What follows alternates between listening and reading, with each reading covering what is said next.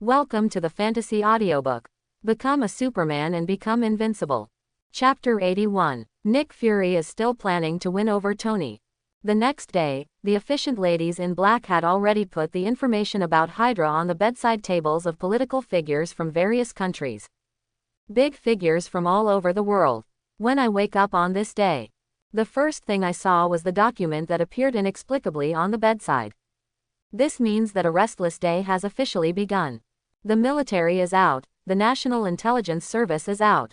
All the big shots who received the information immediately mobilized the most secretive and powerful armed forces they could mobilize. In various secret buildings around the world, thousands of elite troops were dispatched in unison. Go and arrest the people on the list except the powerful. They not only have to verify the authenticity of the information. What's more important is to investigate what kind of force can sneak into the homes of those big shots without anyone noticing.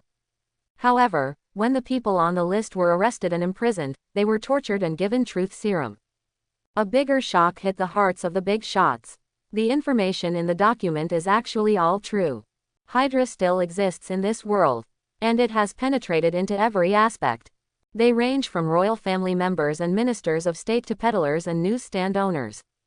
Everyone has Hydra. Some big shots were even horrified to discover that the loved one beside their bed was actually a member of Hydra. Crazy, the whole world is crazy. Now who cares which force put the information on their bedside? Everyone is looking for Hydra, killing Hydra, and digging deep to find them. Almost every country is secretly experiencing unrest. Thousands of orders were issued at the same time to dispatch troops to defeat Hydra. But these orders were issued 1 second and cancelled the next, and the person who issued the order was also decapitated. Because when those people were giving orders, the clerk beside them who respectfully handed over his gold-rimmed glasses was a Hydra. The country's dignitaries are all going crazy. Hydra's top brass are also going crazy. A sealed room. Important figures in Hydra met via remote projection. Who the hell leaked the secret? Who exposed the list? We have a shameful traitor. The well-dressed Alexander Pierce, the former director of S.H.I.E.L.D., kicked over the table and roared loudly. That's a coward who temporarily backed down when our great plan was about to succeed. Baron Strucker, did you betray us? Did Nick Fury notice something was wrong because you gave him the information? On the other side of him, Baron Strucker, who had shaved his head, was equally angry. I should be the one asking you. Pierce, you are the only one who is not on the list in that information. You sanctimonious idiot, you still dare to beat me up. Baron Strucker stood up suddenly, with blood spurting on his face and his eyes about to burst. You control S.H.I.E.L.D. and you think you are superior to us. You just want to monopolize Hydra. You never let Nick Fury, who is more like Hydra than us, join us, and this is proof. You have been acting from the beginning to the end. First, you killed Nick Fury under the guise of being aware of him, and then you wanted to kill us. You have only lived a life like a dog for a few years. You can use a knife and fork and you think you can eliminate dissidents. I tell you, it's impossible. Baron Stark scolded until his neck turned red and thick. Pierce's face turned red and he became angry. You fart. I work hard in S.H.I.E.L.D. and I will be a traitor. Calm down, gentlemen, calm down. Mrs. Hydra intervened. She could not let the two of them vent their anger so irrationally. The top priority is to deal with the doubts that politicians from various countries have about us, not to quarrel. She analyzed calmly. We are all on the list, Baron Strucker, and we cannot be betrayers. And no one within S.H.I.E.L.D. has been exposed. It's true that the suspicion is greater. Before Pierce could retort, she spoke faster, but your insight plan has been carried out smoothly, and the goal is just around the corner. There is no reason to betray either. Since we can't find the answer, then throw it aside. The most important thing now is to let our exposed people hide again. Madame Hydra's enchanting body sat on the table. Do you two understand? You think I don't understand? Baron Strucker sat down in his chair. 1/3 of my men have been exposed. Now I can only hide in the base in Sokovia, but how long can I hide? That's why we gathered here to think of a solution. Mrs. Hydra looked at Pierce. Pierce, you are the only one who has not been exposed. This can only be done by you. Don't let everyone down. Pierce took a few deep breaths, glared at Strucker fiercely like a wolf, and then nodded. I will apply to the Security Council to dispatch SHIELD agents. At that time, Sitwell and Rumlow will give you a fake death certificate. This is the most effective response I can make in a short period of time. Everything depends on the implementation of the Insight plan. After that plan succeeds, all foolish people will regret their mistakes. Baron Strucker heard this and snorted coldly. That's it, you'd better move faster and let the meeting end. Hydra's meeting broke up on bad terms. On the other side, Nick Fury also found Tony Stark. He took Phil Coulson with him, and originally wanted to sneak into the Stark mansion directly like the first time. However, when he turned on the local electromagnetic shielding device, the alarm bell rang throughout the villa. Then in less than 3 seconds, a battle armor fell from the sky, and the two-handed cluster cannon was charged and ready to be fired. Oh, listen to me, this must be a misunderstanding. Nick Fury raised his hands and kicked Coulson, reminding him to surrender. A few minutes later, the two were led by the armor and saw Tony in the living room. He was crossing his legs and putting his hands on the sofa to enjoy the sea view, as if he was ignoring the two of them. Nick Fury didn't seem to mind and greeted him very naturally. The second time we meet, Iron Man, maybe I should just call you Tony. Look, it's always so unexpected when we meet. Do you feel surprised? He took Coulson to sit across from Tony and said to the armor, a cup of coffee with milk and sugar, thank you. Coulson also smiled and said, I just want a glass of milk. If possible, I want it to be at room temperature. Stop, stand. Tony stretched out his left hand to stop the two of them. I'm sorry, it seems I haven't asked you to sit down yet. Really, I thought all the sofas in your house were for friends to sit on. Nick Fury sat down as if he hadn't heard anything. He stretched out his bandaged feet. I believe Stark will not be too harsh on a physically disabled person. The smile on Coulson's face became brighter. The sofa is very soft and beautiful, Mr. Stark. The familiarity between these two people made Tony's forehead jump, shameless as the style of S.H.I.E.L.D. Two uninvited guests. How do you want me to drive you off the cliff this time? No, calm down, Tony, actually, we're here to bring you some things you need. Nick Fury motioned for Coulson to place a black box on the table. Your father was one of the founders of our S.H.I.E.L.D., and this is what he left there. Perhaps your arc reactor can get better answers from this. There's one more thing besides that. Not waiting for Tony to react, Nick Fury crossed his fingers with his hands, rested his elbows on his knees, and leaned forward. Your father was a hero, Tony, and he did so much for the world. And now, this world also needs your help. Are you going to be a hero like Howard, or are you going to stay a playboy and play Iron Man? It's time to make a decision. After saying that, he patted his butt and got up with difficulty, took Coulson with him, and limped toward the door. I believe you will make the right choice. When you make a decision, contact me. You'll know how to contact me, right? Braised Dantu used his usual cold-blooded tactics, only speaking half of his words, not giving the other party any chance to ask questions, and mysteriously disappeared at the door. Tony watched the two people leave with speechless eyes. Does he think he is a lame Forrest Gump who wants to recruit people into his gang just by opening his mouth? He spread his hands towards the armor beside him. It's exactly what Leon said, this black braised egg is an idiot who loves to show off. It's really a joke to use my father's things as gifts. Tony picked up the box on the table casually, but when his eyes touched the black shell, he felt a bit nostalgic and solemn. Then let's see how secretive the old guy is and what he wants to tell me. He still remembered that Leon said that everything Howard wanted to say to him was left in it. Half an hour later, when Tony returned to the laboratory, he was surprisingly silent. His silence was written from the bottom of his heart to his face, and every micro-expression was immersed in memories. There was nothing surprising in the box Howard left behind. Just some manuscripts, blueprints, and a few videotapes. In the dusty video, the old guy showed the conceptual model of Stark Industrial Park, implying that it was an invention that transcended the times. However, Tony had discovered the secret inside the display board before due to Leon's prompting.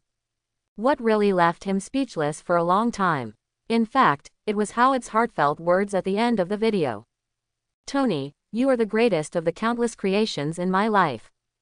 This sentence made Tony stand in front of the test stand in a daze for a long time. None of the Stark men seemed to be good at expressing emotions.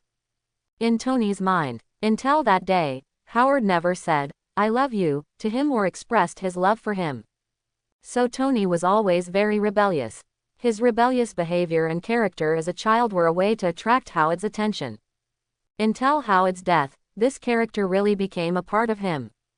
But now this is a conversation that spans time and space. Suddenly he understood Howard's love that he had never revealed. This means a lot to him. After a long silence, Tony dialed Leon's number. "Hello, are you missing me when you call me in broad daylight? To be honest, I'm not used to not seeing your stinky face every day." Leon started teasing as soon as he answered the phone, but he was definitely the most honest person in the Stark family. "Miss you? Don't be kidding. At most, just a little bit, like a little bit of cheese crumbs." Leon's words made Tony smile. "Don't be like this, just say it boldly. If you miss me, I won't laugh at you." Leon laughed. "Well, that's right, I just looked at what the old guy left." Tony awkwardly changed the subject. "Nick Fury gave you something. How did it feel?" Tony hesitated. "There is a video in which the old guy talks a lot. Well, he didn't talk about you, because he recorded it a long time ago. There's no need to explain. Your explanation makes it seem like I'm a glass-hearted person. Tell me, what do you want from me? When are we going to take action against Hydra?" Tony took a deep breath. After feeling emotions I'd never felt from Howard before, he could no longer resist the urge to find his enemy. "Don't you know?" Leon's words made him twitch the corner of his mouth. "We have already started taking action." "Really? Shit, why didn't anyone tell me?" Tony's eyes widened. "Hydra moves quickly. Pierce led S.H.I.E.L.D.'s men to open up all the joints in one day." At the Security Council meeting, representatives from various countries voted to let S.H.I.E.L.D. be responsible for coordinating the overall situation and capturing or annihilating all hidden forces of Hydra. Agents of S.H.I.E.L.D. are ready to go. The backbone members of Hydra who were among them were in deep thought. In the eyes of ordinary agents, that is the fearless look of being ready to fight to the death. Regardless of whether they are newbies or veterans, they can't help but be moved by these Hydra elites at this moment, feeling that these are the role models for our generation. Not just any ordinary agents. Even representatives from various countries who came to the scene could not help but nod in approval. This situation made them eager to sign and approve all action plans immediately. Little did they know that when the fighting started, these high-minded people would immediately turn their guns and kill all their colleagues around them. Soon all requests for SHIELD's deployment were approved. A full 3 space carriers are preparing to take off from the S.H.I.E.L.D. base. This time Pierce spent all his money just to put on a spectacular show. And in a suburban New York base, the real, good guy, Nick Fury is as anxious as an ant on a hot pot. He circled around the table and kicked the wall with his bandaged feet. "Can't those drunkards in the Security Council see that Pierce has evil intentions? Fury, you didn't think there was anything wrong with him before, right?" Hill reminded from the side, showing off her dashing and heroic appearance in her combat uniform. Nick Fury's dark face became even darker. "I am also a fool. When we were in Bogota, Colombia, Pierce deceived me with his rule-abiding face. In 1995, Nick Fury was just an ordinary deputy director of S.H.I.E.L.D. stationed in Bogota. During a rebellion, on the issue of rescuing hostages, Pierce, then the diplomatic ambassador, insisted on negotiating on the grounds that the lives of the hostages could not be compromised. But Fury made a dangerous move and launched a thunderous rescue regardless of orders, rescuing all the hostages. There's even Pierce's daughter among them. So Nick Fury couldn't have imagined it. Pierce, the former director of S.H.I.E.L.D. who had such a fateful friendship with him, would be a Hydra. "Is there any news from Tony Stark?" he said solemnly. "We need him." "Sorry, sir, there has been no news from him." Coulson spread his hands. "Is it because we didn't leave any contact information?" "What contact information? He has artificial intelligence. What contact information do you want?" Nick Fury scolded again. "We can't sit still and wait for death. Even without that playboy, we have to take action." He looked at the S.H.I.E.L.D. base captured by satellite. "We need to sneak into the space carrier and stop Hydra's conspiracy." He punched the table with his fist, "Otherwise the world will be over." Sneaking into the space carrier is easy to say. But that includes Nick Fury. There are only 4 combatants they can dispatch at present. 4 guys infiltrating a world-class military facility are just a joke. But neither Hawkeye nor Coulson or Hill hesitated at all. They really felt that the mission of saving mankind was on their shoulders, and they carefully studied the strategy all night. We must break into the command room at all costs. I believe there will be people among the agents. We must prioritize recruiting this part of the force, Hill analyzed. This plan is very radical, but it is the only way we have at the moment. We can only give it a try, said Eagle Eye. Let me try to contact Tony Stark again. He will take action at the critical moment.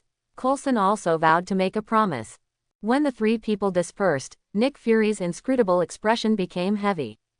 Everything happened so fast. He thought he could slowly figure it out and quietly take back S.H.I.E.L.D. by his own strength. But overnight, high-level officials all over the world somehow knew about the existence of Hydra. Seeing a war getting ready to begin, he had no time to wait. After standing alone for a long time, Nick Fury dialed a number. Taros, I need your help. Talos is the leader of the Skrulls, an important member of the Skyward Sword Bureau, and Fury's friend. That's right, Fury's trump card is his alien friends, the Skrulls. He will rely on this extraordinary force to reverse the desperate situation.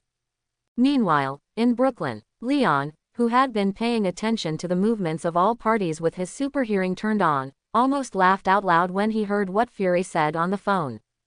This black braised egg is so careless when it should be cautious, and so naive when it shouldn't be. The Skrulls are not a friendly alien race. In the Marvel movies, they are interstellar refugees, but in the comics, they are cosmic gangsters who dominate the galaxy. This race is a creation of the Celestials. He has the ability to imitate other people's appearance and copy other people's memories by concentrating his energy. Among them, the particularly outstanding ones are called Super Skrulls. This group of people can even imitate and copy the target's extraordinary abilities, reaching 60 to 70% of the level of the original owner. However, this ability was axed in the movie universe. It becomes necessary to use the target's blood and special equipment to copy the target's extraordinary abilities. This makes them significantly less threatening. This can also explain why they were not evenly matched in the battle with the Kree Empire like in the comics. Speaking of which, the reason why these Skrulls were hiding on the Earth goes back more than 10 years. In the movie universe, these interstellar refugees were initially hunted by the Kree Empire. One of the leaders, Talos, by chance, awakened some of the memories of Captain Marvel, who was controlled by the Kree Empire at the time. Then they took the opportunity to escape to Earth. When he met Captain Marvel and others again, Talos behaved extremely harmlessly. It shows kindness and provides help, as if it is so kind and innocent that it can take out your heart and soul. So Captain Marvel and Nick Fury fought off the Kree army. He promised to help these Skrull refugees find a suitable planet to migrate to. And this search took more than 10 years. During this period, Talos sent the message, "Earth is safe, come soon," to his compatriots wandering in the universe. Nowadays, there are more and more Skrulls on the Earth, numbering in the millions. As the time goes, they gradually discovered that the Earth is currently the most suitable planet for their survival, and began to become hostile to humans. However, Nick Fury regarded these aliens as friends and subordinates. Nothing is known about this yet. Maybe it's because he never wants to think bad things about his friends. After all, he could climb to the position of director of S.H.I.E.L.D. in just a few years. A large part of the credit comes from the help of these Skrulls who can copy their appearance and memory. Thinking of this, Leon shook his head. There are millions of people like Mystique, even if they didn't have ambition at the beginning, they have it now. Compared with these Skrulls, even the men in black he had just established seemed to be weak. Once Hydra is dealt with, we'll find an opportunity to drive away these Skrull greenskins. When the aerospace carrier takes off, Nick Fury and others blended in smoothly. Even the infiltration process was based on the plan made by Hawkeye and the others last night. Nothing unexpected happened. Hawkeye and Coulson lamented that there is no road ahead and God is blessing mankind. Only Nick Fury was strolling behind a few people, snickering to himself. I thought that the old Skrull guys had already replaced the defenders at key positions, and it was all because of him carrying the weight behind him. Not only that, he also arranged for several Skrulls to be replaced within the official circles of various countries. Only in this way can he turn the tide in the shortest possible time. Go this way. We go directly to the command room, control everyone, and use this aerospace aircraft carrier to shoot down the other two. Hawkeye, the best combat agent among the four, led the way. Quick, Fury, we don't have much time, follow us. The intelligence given by Tony only contained the key information of Hydra. The Skrulls have not yet passed on the information obtained by copying the memory to Fury. The four-man team, unable to distinguish between ordinary agents and Hydra members, could only knock them unconscious when they encountered agents along the way. They quickly rushed to the command room. 4 people were squeezed into the ventilation duct, lying on the same vent and looking down. The vent was only 50 centimeters long and wide, and the 4 heads pressed together, like 4 peas growing out of a peanut shell, all compressed and deformed. Rumlow, he's here too. Nick Fury glared at the figure below with a fierce look. He's also a Hydra. Crossbones are all Hydras. Hawkeye felt this was outrageous. No wonder you said that only a few of us can still believe that we are really S.H.I.E.L.D. agents and not Hydra external personnel. Now is not the time to talk about this. Hawkeye, you come to contain Rumlow. Coulson, you cover Hill to seize control. What about you, Fury? Hill asked. Of course I am. Who's there? Come out. A voice shouted, interrupting Nick Fury's words. Sharon Carter, wearing combat uniform, aimed her gun at the vent. There she saw 4 distorted heads. Now that S.H.I.E.L.D. was in turmoil, she immediately suspected that Hydra had sneaked in, so it was more prudent not to shoot directly. As the niece of S.H.I.E.L.D. founder Peggy Carter, she has a style that is not inferior to her predecessors. Nick Fury cursed silently, and the 3 heads next to him all rolled their eyes. A few minutes later, the 4 people who followed the other and jumped down the vent were surrounded by dozens of people in the command room.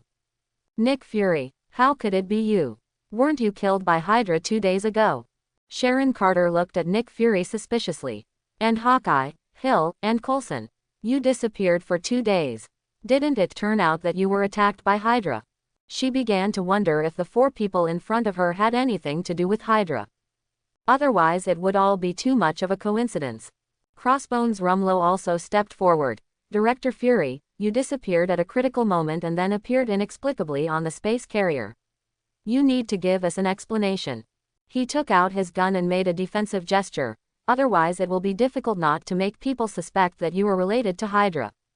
You're right. Nick Fury raised his eyebrows and nodded. I need an explanation. Even though he was pointed at by more than a dozen guns, he did not change his expression. He calmly pulled up a chair and sat down, spreading his legs to point at everyone. You want to know the truth, then I will tell you the truth. In the past 2 days, news about Hydra has been spreading among high-level officials in various countries. The entire S.H.I.E.L.D.'s deployment this time is also aimed at destroying Hydra. But what if S.H.I.E.L.D. is also full of Hydra? I want to tell you that there are countless Hydras hiding here, hiding around us. Nick Fury tilted his head back and glanced at the people present with his nostrils. He felt that everyone here was suspicious, so he quietly glanced at Hawkeye on the side. It's all nonsense and alarmism. Rumlow clicked his gun. A person who disappears at a critical moment will sow discord when he reappears. Nick Fury, when did you become Hydra? A few real S.H.I.E.L.D. agents were initially shaken by Nick Fury's words. After hearing Rumlow's words, his eyes became confused again. The situation at the scene was too complicated, and they knew too little information to decide who to believe. Rumlow, are you so eager to refute me? Nick Fury looked coldly. I know your identity as Hydra very well, there is no need to continue pretending. There are a lot of Hydra people here, right? Is there any need to cover up? Rumlow narrowed his eyes. I don't understand what you are talking about, Nick Fury. I will arrest you now for surrendering to the enemy and treason. Why are you so excited? Suddenly a gunshot turned to Rumlow. That was an ordinary S.H.I.E.L.D. agent. Could it be that Director Fury is telling the truth? The man turned around and shouted to everyone, calm down, everyone. Don't you even want to believe the director of S.H.I.E.L.D.? How could Hydra corrupt the director? There must be something wrong with this Rumlow. Rumlow's eyes flashed fiercely, and he glanced at the man with a falcon-like gaze, just about to say something. Suddenly another voice broke in. Everyone, I think you need to watch this live broadcast. A female agent leaned over the computer and quickly controlled it, projecting a live broadcast room on the central screen. Live broadcast. Question marks popped up in everyone's head. We were halfway through Infernal Affairs, and we just had to say, "I'm a good person," before starting the fight. Are you asking us to watch the live broadcast at this time? Everyone felt extremely absurd in their hearts, but they couldn't help but follow the voice and look at the big screen. The picture shows a press conference. A figure who was familiar to everyone present stood beside the podium at the press conference. Quote, "To sum up, I destroyed the remaining forces of the Red House a few days ago." Tony Stark rested his elbows on the table, his body half tilted, but his big eyes were full of seriousness. On the screen behind him, a video of the Mark armor shuttled in front of a fortress was shown. That was what Leon asked Jarvis to secretly take when Tony was flying around the flying fortress. From their transaction records with the outside world, I discovered a shocking secret. Tony emphasized. Hydra, which was supposed to disappear in World War II, still exists today and is lurking in all areas of the world. They are among the top leaders of the country, and they are also among the world's secret organizations. From those transaction records, I inferred that even Pierce, the former director of S.H.I.E.L.D., was also a Hydra.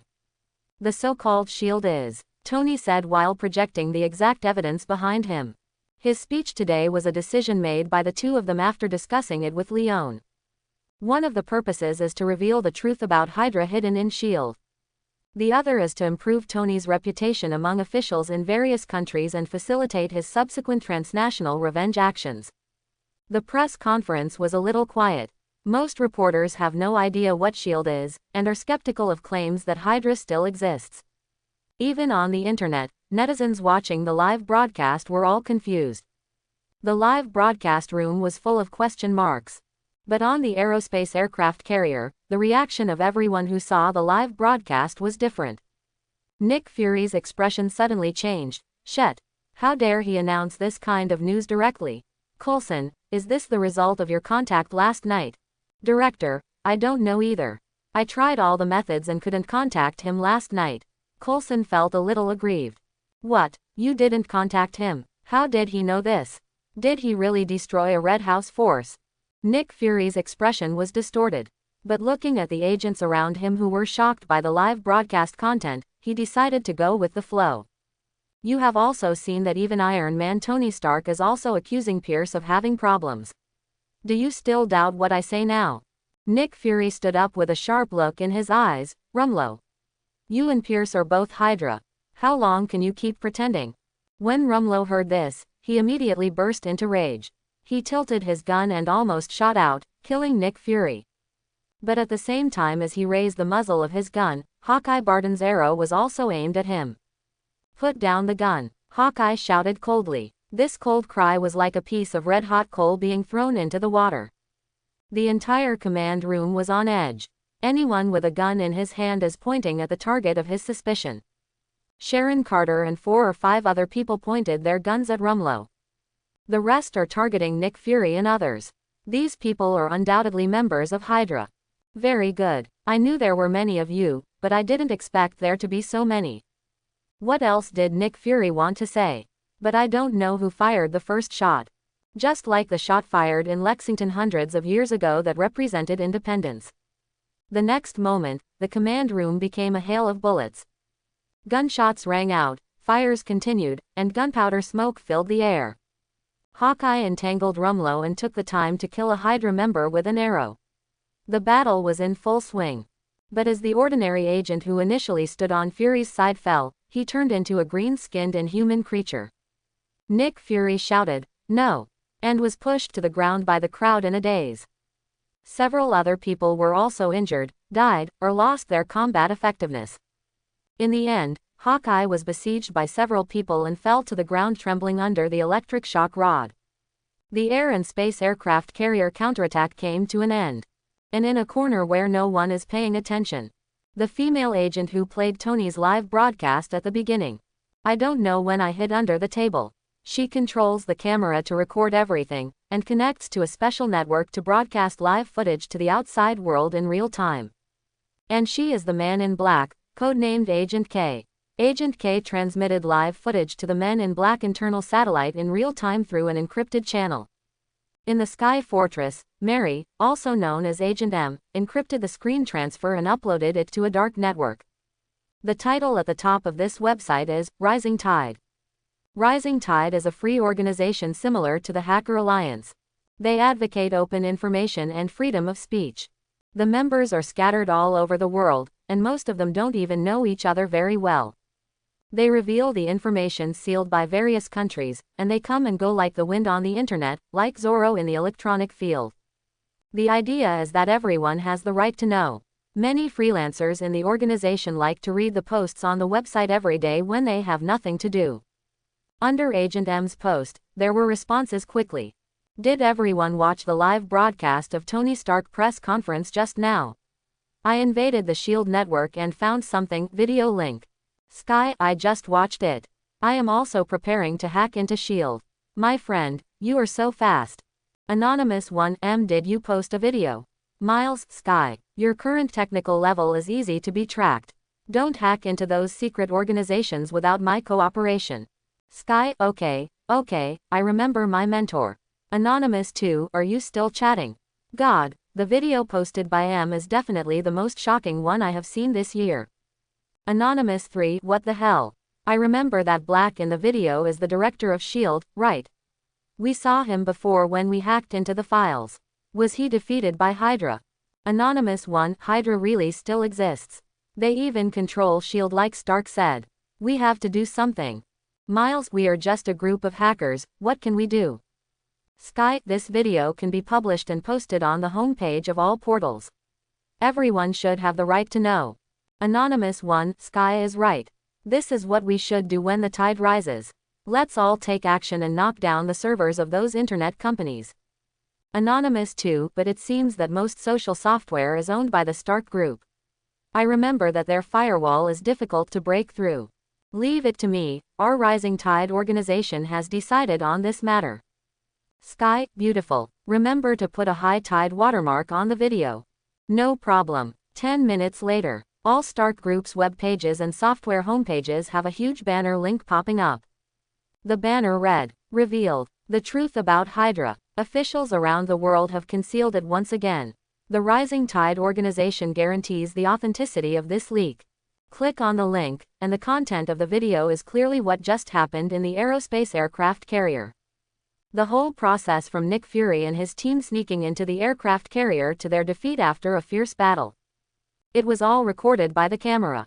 Hours of infiltration operations. It was even edited to only 5 minutes. The video has a tight rhythm and is even accompanied by exciting music at key moments. It makes people's adrenaline surge when they see it. I don't know if this editing was done by Agent M or if it was processed by Jarvis. All portal websites carry out homepage recommendations at the same time, and the spread of the video has reached its extreme. Almost as soon as it was released, tens of millions of netizens clicked on the link. A few minutes later, the video was covered with barrage from beginning to end. The comment section was also in an uproar. Thank you very much. Is what Tony Stark said true? Hydra is still alive. I can't believe it. After watching this video, it was like someone suddenly told me that my grandfather who fought in World War II crawled out from under the tombstone again. Are those official people just for a living? And this SHIELD, they're all rubbish. That Black man is the director. He was dealt with as soon as we met him. He doesn't look as good as me. Hey guys, didn't anyone notice the green man on the ground? Is that some new technology clone? What's going on now? That Black man is shouting about destruction, salvation, etc. Could it be that a world war is about to begin? There was a lot of discussion on the internet for a while. But most netizens didn't take it seriously and just regarded it as a joke. SHIELD headquarters. The reactions of representatives from various countries here are quite different from those of netizens. Originally, Pierce was holding hundreds of representatives from Ling Ling, happily waiting for good news from the front. Even to prevent the delegates from staying too long and getting bored. He also personally acted as a guide and took everyone around the SHIELD building to see how serious and responsible the agents were at work. After visiting the building, we took the representatives to have lunch. Pierce also contacted Agent Sidwell on the front lines in front of everyone. Sitwell reported with a calm and joyful expression, saying that all combat plans were going smoothly. After hearing this, the representatives breathed a sigh of relief and praised each other. Everything should have started happily and ended smoothly. But fate played a trick on Pierce at this time. A representative's cell phone suddenly rang at a certain moment. Then the second, then the third, everyone's communication equipment started to buzz wildly. Hundreds of wildly different ringtones merge into a chaotic symphony. It seems like someone took advantage of the gathering of representatives from various countries to deliberately conduct a phone bombing. But within seconds of the representatives answering the phone, their expressions changed. Their expressions were full of confusion and disbelief. The White Bear Nation representative was the first to hang up the phone. He directly controlled the projection function of his mobile phone, connected it to the holographic screen in the conference room, and played Tony Stark's live video. Then he clicked on his mobile phone and played the video posted by the Rising Tide organization at the top of each web page. The place was quiet. The representatives, who had just gotten a general idea over the phone, were eagerly absorbing the information conveyed by the video. Pierce looked at the screen. The warm smile on his face gradually disappeared, and he became sullen, but slowly turned into a sneer again. The video is over. The representatives either questioned or looked at Pierce with anger. Do you have anything to explain, Director Pierce? The White Bear Country representative actually took off his suit jacket, revealing a pair of capable muscles. It looked like he wanted to start a duel. Other representatives also woke up. Judging from the content in the video, Pierce being Hydra was pretty much nailed. Now that the previous director is Hydra, how many good people can S.H.I.E.L.D. still have? They, the hundreds of national representatives, were undoubtedly trapped in the hinterland of the enemy camp, which was even more frontline than the frontline battlefield. What they can do now is either to resist, or to wait for their country to redeem their people. Most of the representatives stood up and stood beside the White Bear Country representative. They chose to fight Hydra. But Pierce only thought it was funny when he looked at this scene. He shook his head, turned and walked outside the house, pressing the communication device in his ear. Conquer them. Boom. The door to the conference room was suddenly kicked open. Dozens of heavily armed agents threw tear gas canisters behind Pierce and then rushed into the house with guns drawn. Rising Tide Organization, Tony Stark. Pierce passed by the agents, his eyebrows cold in the shadows. You'd better have written a suicide note. In a dark room, the leaders of Hydra are once again reunited via projection. The atmosphere was tense like last time, and each one looked like a ignited gasoline barrel. Everyone present was silent at this moment. They sit at the table, looking at the circle of tabletop between his hands. I really can't figure it out. Obviously a few days ago, everyone was drinking champagne, hugging their waists, and talking about their great ambitions. Why has it only been a few nights? The Hydra that previously lurked beneath the surface of the world like a shadow. He became a street rat known to the world. Who is the traitor? Baron Strucker clenched his hands tightly, his face looking a little sallower than yesterday. It doesn't matter who the traitor is now, or whether there is a traitor or not. Pierce's voice was low. All the leaders have been exposed. Either we break off our arms and survive, and trade everyone's lives for the rebirth of new snake heads in the future. Or, start a war. Use guns and cannons to seize the world. Pierce roared the word war from his throat. His attitude was very clear and straightforward. Start a war. Now, Mrs. Hydra was stunned, but the Insight project is only 1/5 complete. How can we fight? It's easy to fight. Pierce knocked on the table. We will fight how Schmidt fought 70 years ago. He even thought of a battle plan. On the 3 space carriers, I had people place 10 hydrogen bombs respectively. Now it's time to put them to use. We can let Rumlow and the others use motherships and hydrogen bombs to contain all parties in the world. And we take advantage of the opportunity to seize the Middle East. The Middle East is a powder keg. We have deployed many troops there, which is a suitable place for us to start a war. Do you agree or not? Pierce's eyelids were half folded over his eyes, but the glare coming out of them was as sharp as a knife. Is there something wrong? Mrs. Hydra had a different opinion. Most of those troops were expelled by Tony Stark before, and their combat effectiveness is worrying. She felt that Pierce had just gone through a big ups and downs and lost his mind. Start a war with the whole world. I really think Hydra is still as powerful as it was 70 years ago. Also, what did you just say? Are there nuclear bombs on the space carrier? She narrowed her eyes. Aren't those motherships planning to feint attack me and Straker? What do you want to do with the nuclear bomb? Just in case. Pierce twisted his tie. Those are things my branch has spent decades saving. Just to use it in a situation like this. For example, it can act as a deterrent, or eliminate some cowardly traitors. When he said this, he looked directly at Baron Strucker and the others. Mrs. Hydra stood up slowly. Are you threatening us? I'm just talking about the next plan. Pierce looked around. So, do you agree to go to war? Baron Strucker and Madame Hydra looked gloomy and agreed under pressure. Agree. Seeing that the three main leaders had reached a consensus, the remaining people also agreed. When Pierce returned to the previous conference room again, representatives from various countries were tied tightly to their chairs. Their mouths were taped shut, and they all glared at Pierce when he came in. Don't be so excited, gentlemen and ladies. I know you must be thinking that your country will soon send troops and Hydra will soon be wiped out again. But I want you to look at this. Pierce switches the projection screen. A projection of the Earth appeared, and the three aerospace aircraft carriers were marked with their current positions. They are in San Francisco, Poland, and Sokovia. And it is suspended above the densely populated city. Less than a kilometer above the ground. The space carrier can park in such a position. It was originally a temporary authority given by various countries in order to eliminate Hydra. But at this moment, it has become the sword of Damocles that they have set for themselves. Look at this again. The projection screen switched again and turned into rows of ship-based missile launch systems. The huge missiles above were ready to fire. Each space carrier carries 10 megaton-yield hydrogen bombs. You know what this means. We can drop hydrogen bombs on the cities below the space carrier at any time. If you don't want to become a butcher recorded in history, then let the country behind you do what I ask. Pierce looked at the representatives present with a smile, smiling calmly and fearlessly. You devil, no one will do what you say. Go and send you a message. Someone broke away from the tape and yelled in a trembling voice. No, I don't need you to convey it for me. What I just said has been simultaneously recorded and sent to all countries. Pierce found a chair and sat down. He leaned back on the chair comfortably. Well, no wonder Fury always likes to lean on the chair and talk to people. It's really comfortable. Pierce's approach is undoubtedly feasible in the early stages. Indeed, no one in the countries who have learned the specific information dares to act rashly.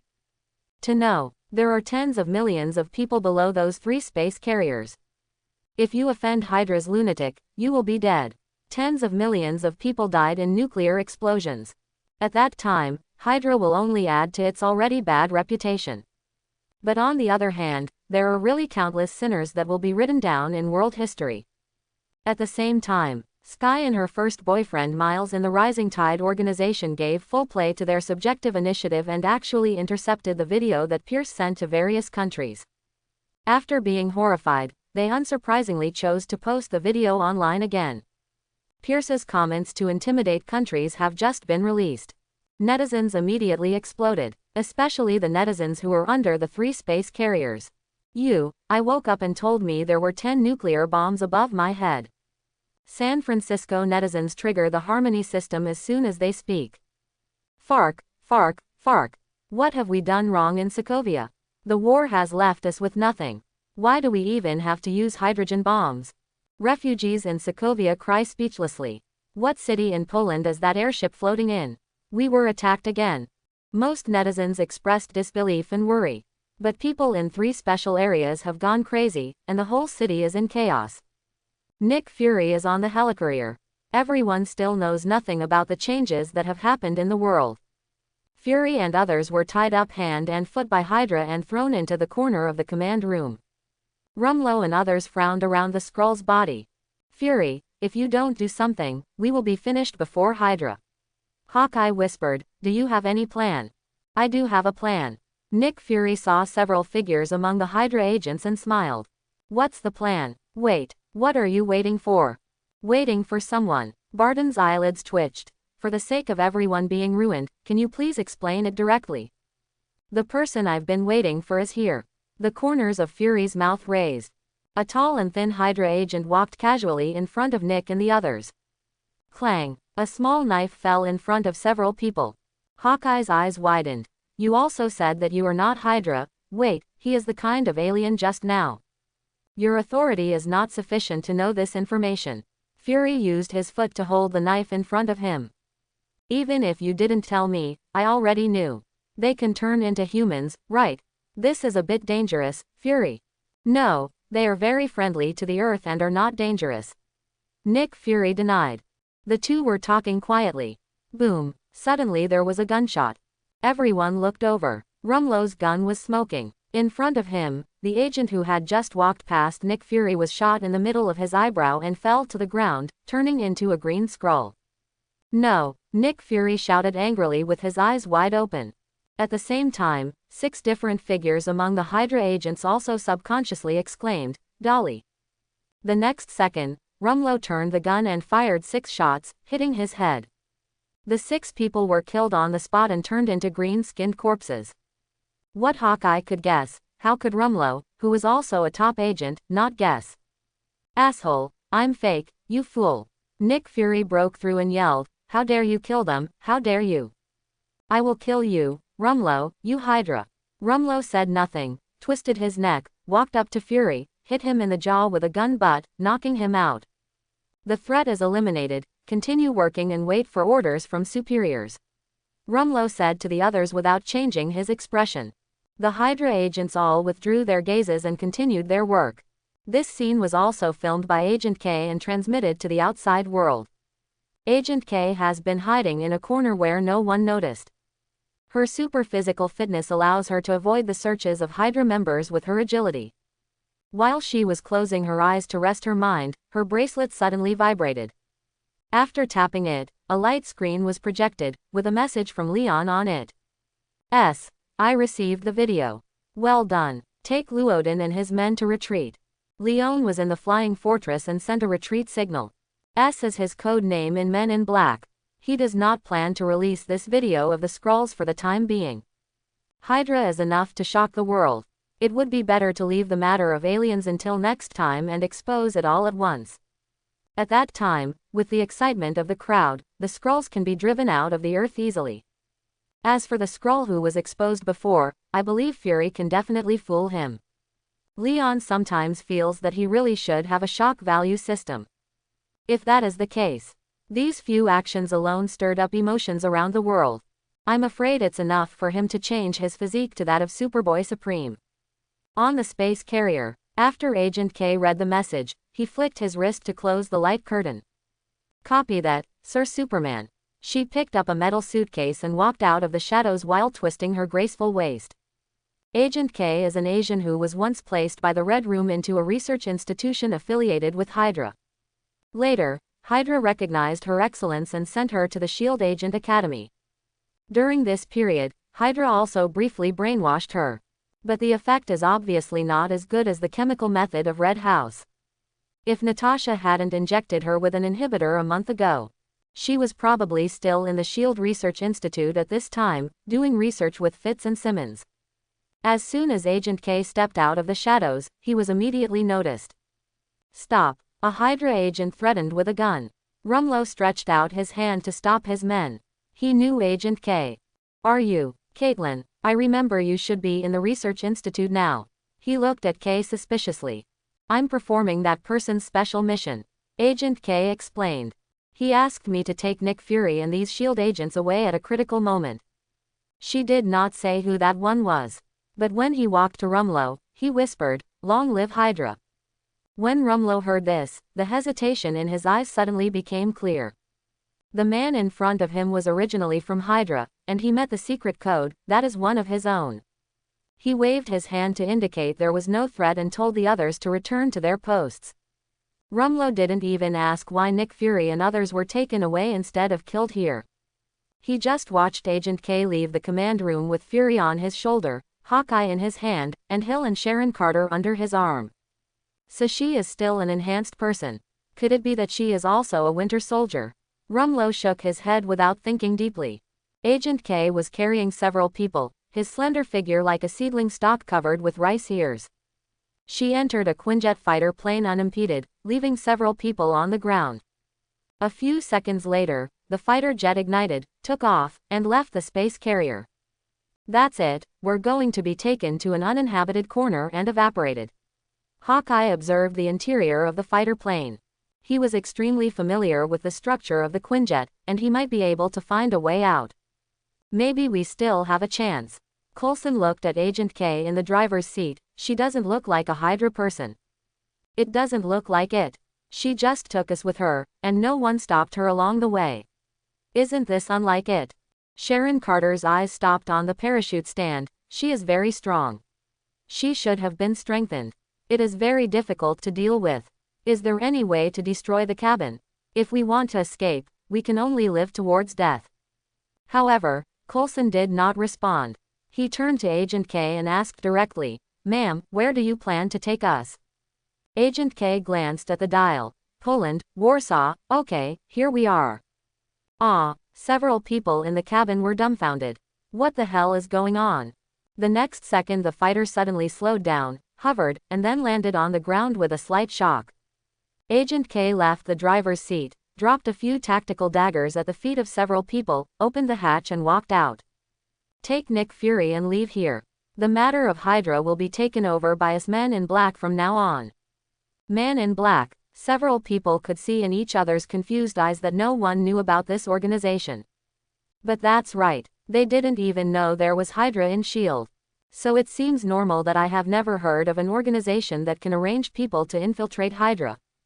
That's normal. 2 days ago, S.H.I.E.L.D. was the largest and most secretive organization in the world. Why did it suddenly turn into a clown?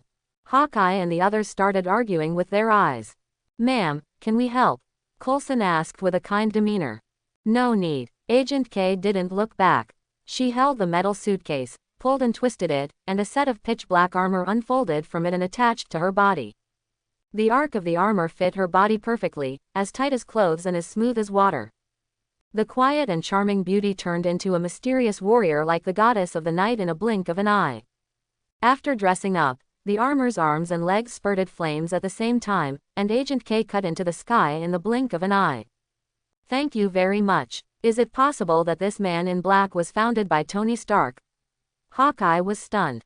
Now the whole world knows that the iron armor is Tony's exclusive weapon. Is she going back to the space carrier?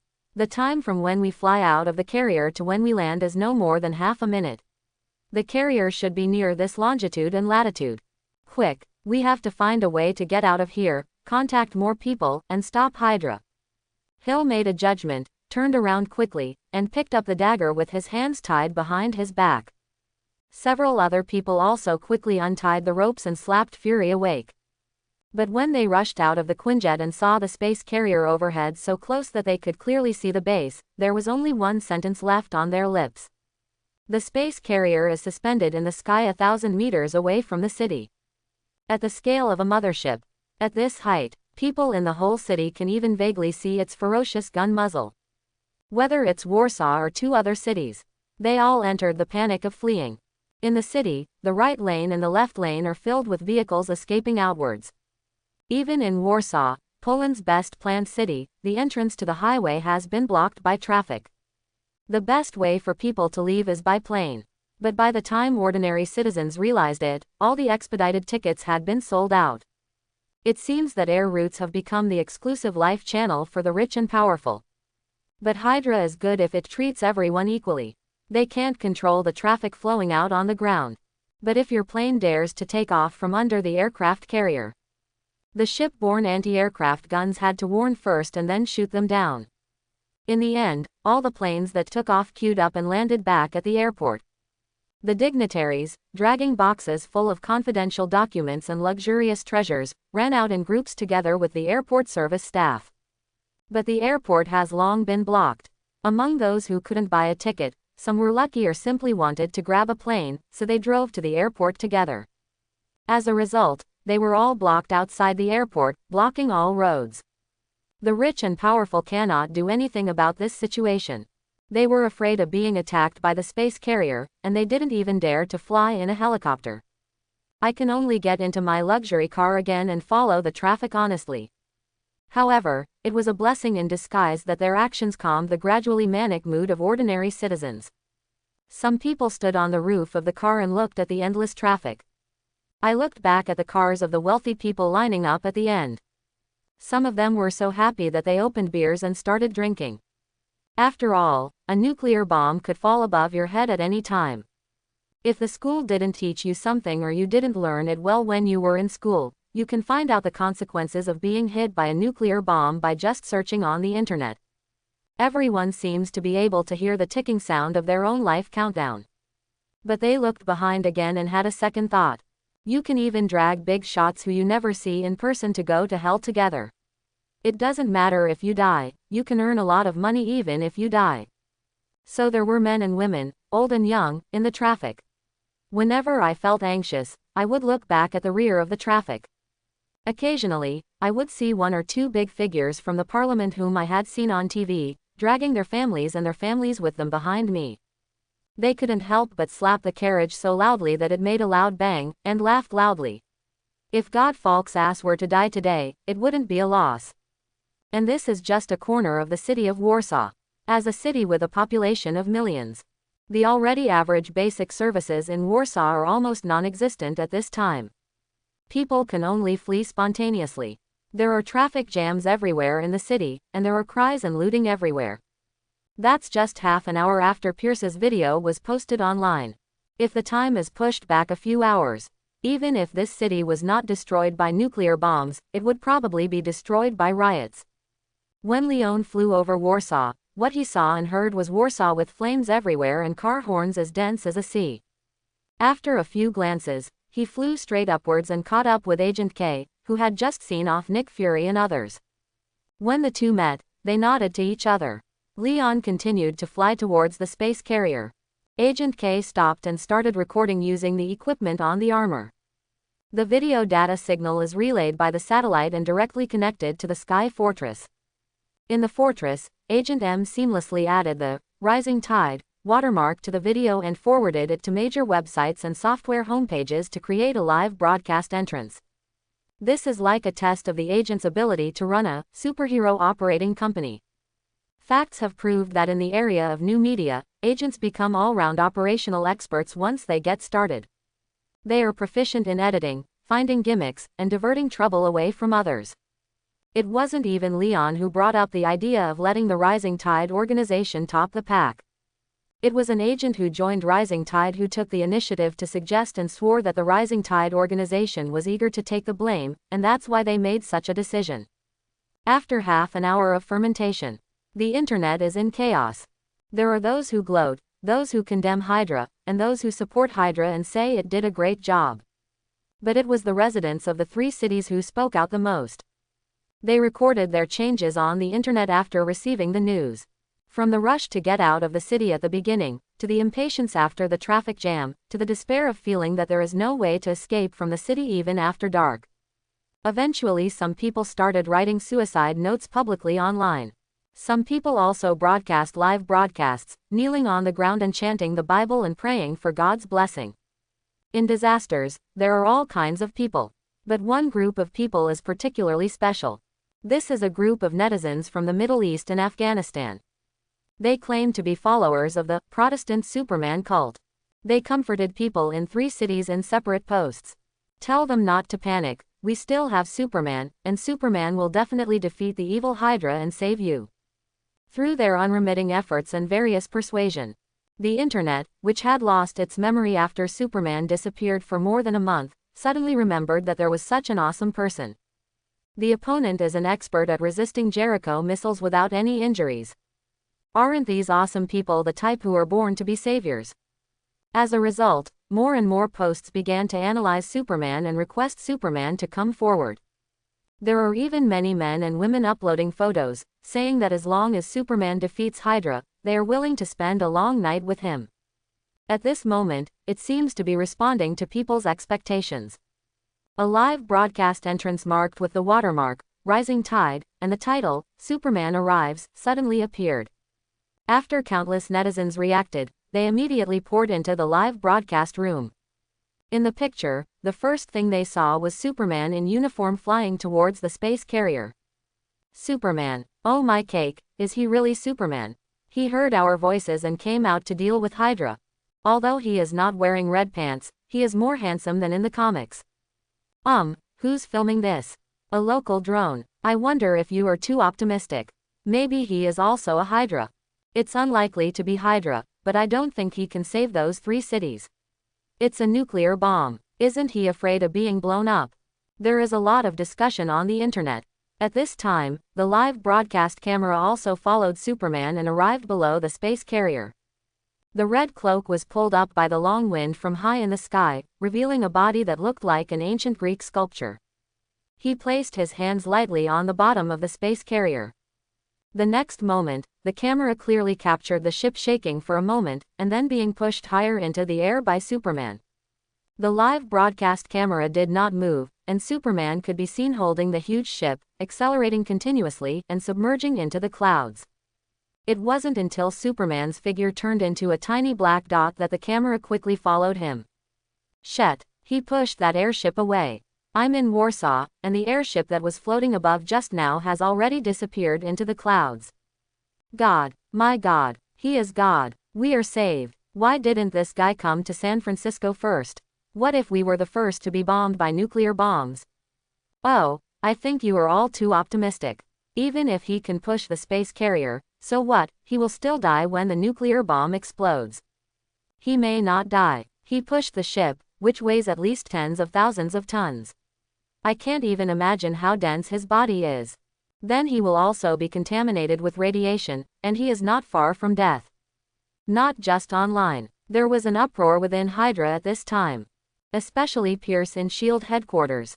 Idiot. Rumlow, you idiots didn't know about our declaration of war on the world until now, and you let Nick Fury run away. Pierce kicked down countless chairs. And this Superman, where does he want to push our space carrier? Kill him, kill him. In front of him were 3 light screens. On the screen were the commanders of each of the 3 space carriers. Rumlow, who was in the middle, pursed his lips and made no excuses. He deeply understood that when you make a mistake, you have to admit it. He stood up straight. Sir, Superman can resist Jericho missiles, but we currently have no effective way to injure him. Without effective means of killing. Are we just going to watch him carry 3 motherships into space? Then we are defeated. The war has just begun, and we are defeated at the hands of this so-called Superman. Pierce walked around the conference room several times, and representatives from various countries sneered at him as he looked exhausted. Suddenly he stopped, his eyes blazing. We still have nuclear bombs.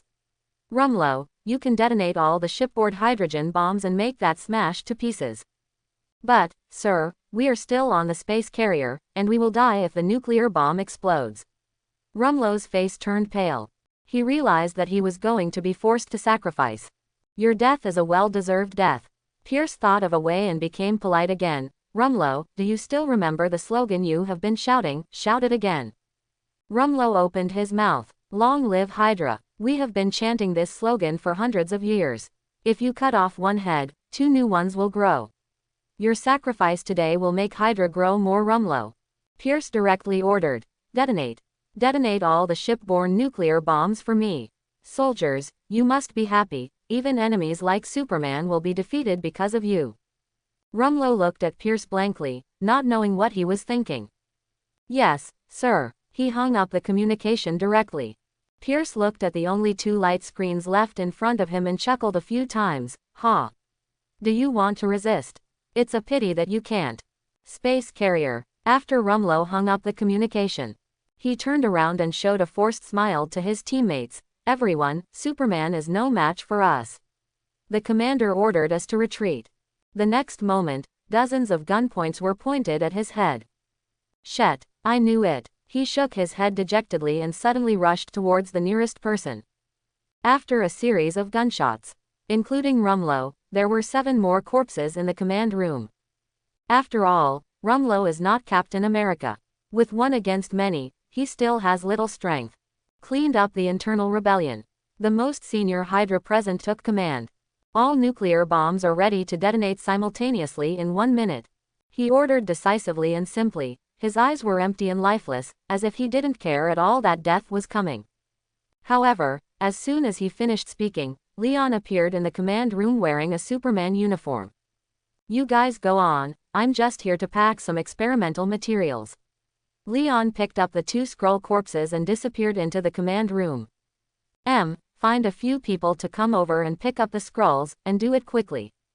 Leon's words still echoed in the room, but the person was gone, as if the moment just now was just an illusion. The Hydra soldiers looked at each other, remained silent, and then continued the work of detonating the nuclear bomb.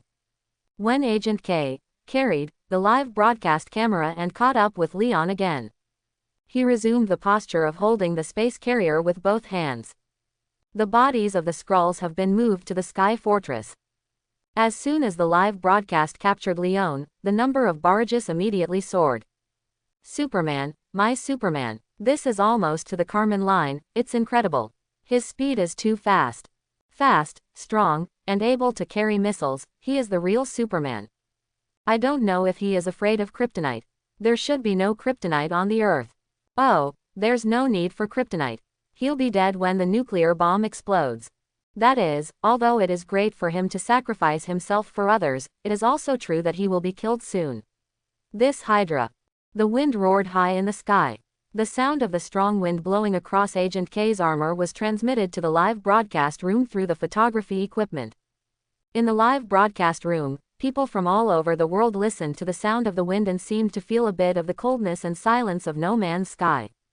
Looking at the lonely Superman holding the ship and leaving the Earth, as if he was ready to sacrifice himself. Even those who were not optimistic about him fell silent at this time. This scene is truly unforgettable. Maybe even if Superman does die in a nuclear blast in the future, they will be as old as a yellowed newspaper after seeing this scene. I will also recall that day, in the sky 100,000 meters deep in Warsaw, a figure wearing a Superman uniform carried the lives of millions of people underground and walked to the end alone, surrounded by sunshine and white clouds. The barrages in the live broadcast room are almost cleared. The video is silent. Everyone is silent. Suddenly at a certain moment, the space carrier like a giant beast exploded. A bit of white light suddenly brightened, and then spread like it swallowed the sky and the Earth. The hydrogen bomb was detonated. The flames instantly swallowed Superman's figure and rushed into the deep space nearly 100 kilometers away. The high temperature spreads in circles, and the near-Earth satellites are affected by radiation and electromagnetic pulses, causing failures in large pieces. The picture in the live broadcast room also fluctuated, and then stopped broadcasting directly. The equipment on Agent K's armor has been specially modified by Tony. Even if it is within 5 kilometers of the nuclear explosion point, it can still continue to shoot and transmit signals. But even so, there is still a short-circuit problem. Fortunately, the recording equipment is still running, and subsequent content can be edited and uploaded. However, Agent K had no time to worry about the equipment. She looked worriedly at the smoke and flames billowing in the sky, feeling anxious in her heart. Fortunately, Leon didn't keep her waiting. Soon a hurricane blew out from the center of the explosion, like a tornado rising from the land into the sky. The smoke and clouds in the sky were rolled up by the strong wind, rising, and spreading deeper into the sky. The center of the original explosion revealed an intact Leon. On the internet, the live broadcast room that turned dark quickly became filled with barrages after a brief blank period. How is he? He must be fine, right? God bless, Superman will be safe. Look at his appearance, he is from Korea and our hero. Fake, you heartless things are still talking nonsense at this time. I just said, he will die, he shouldn't go.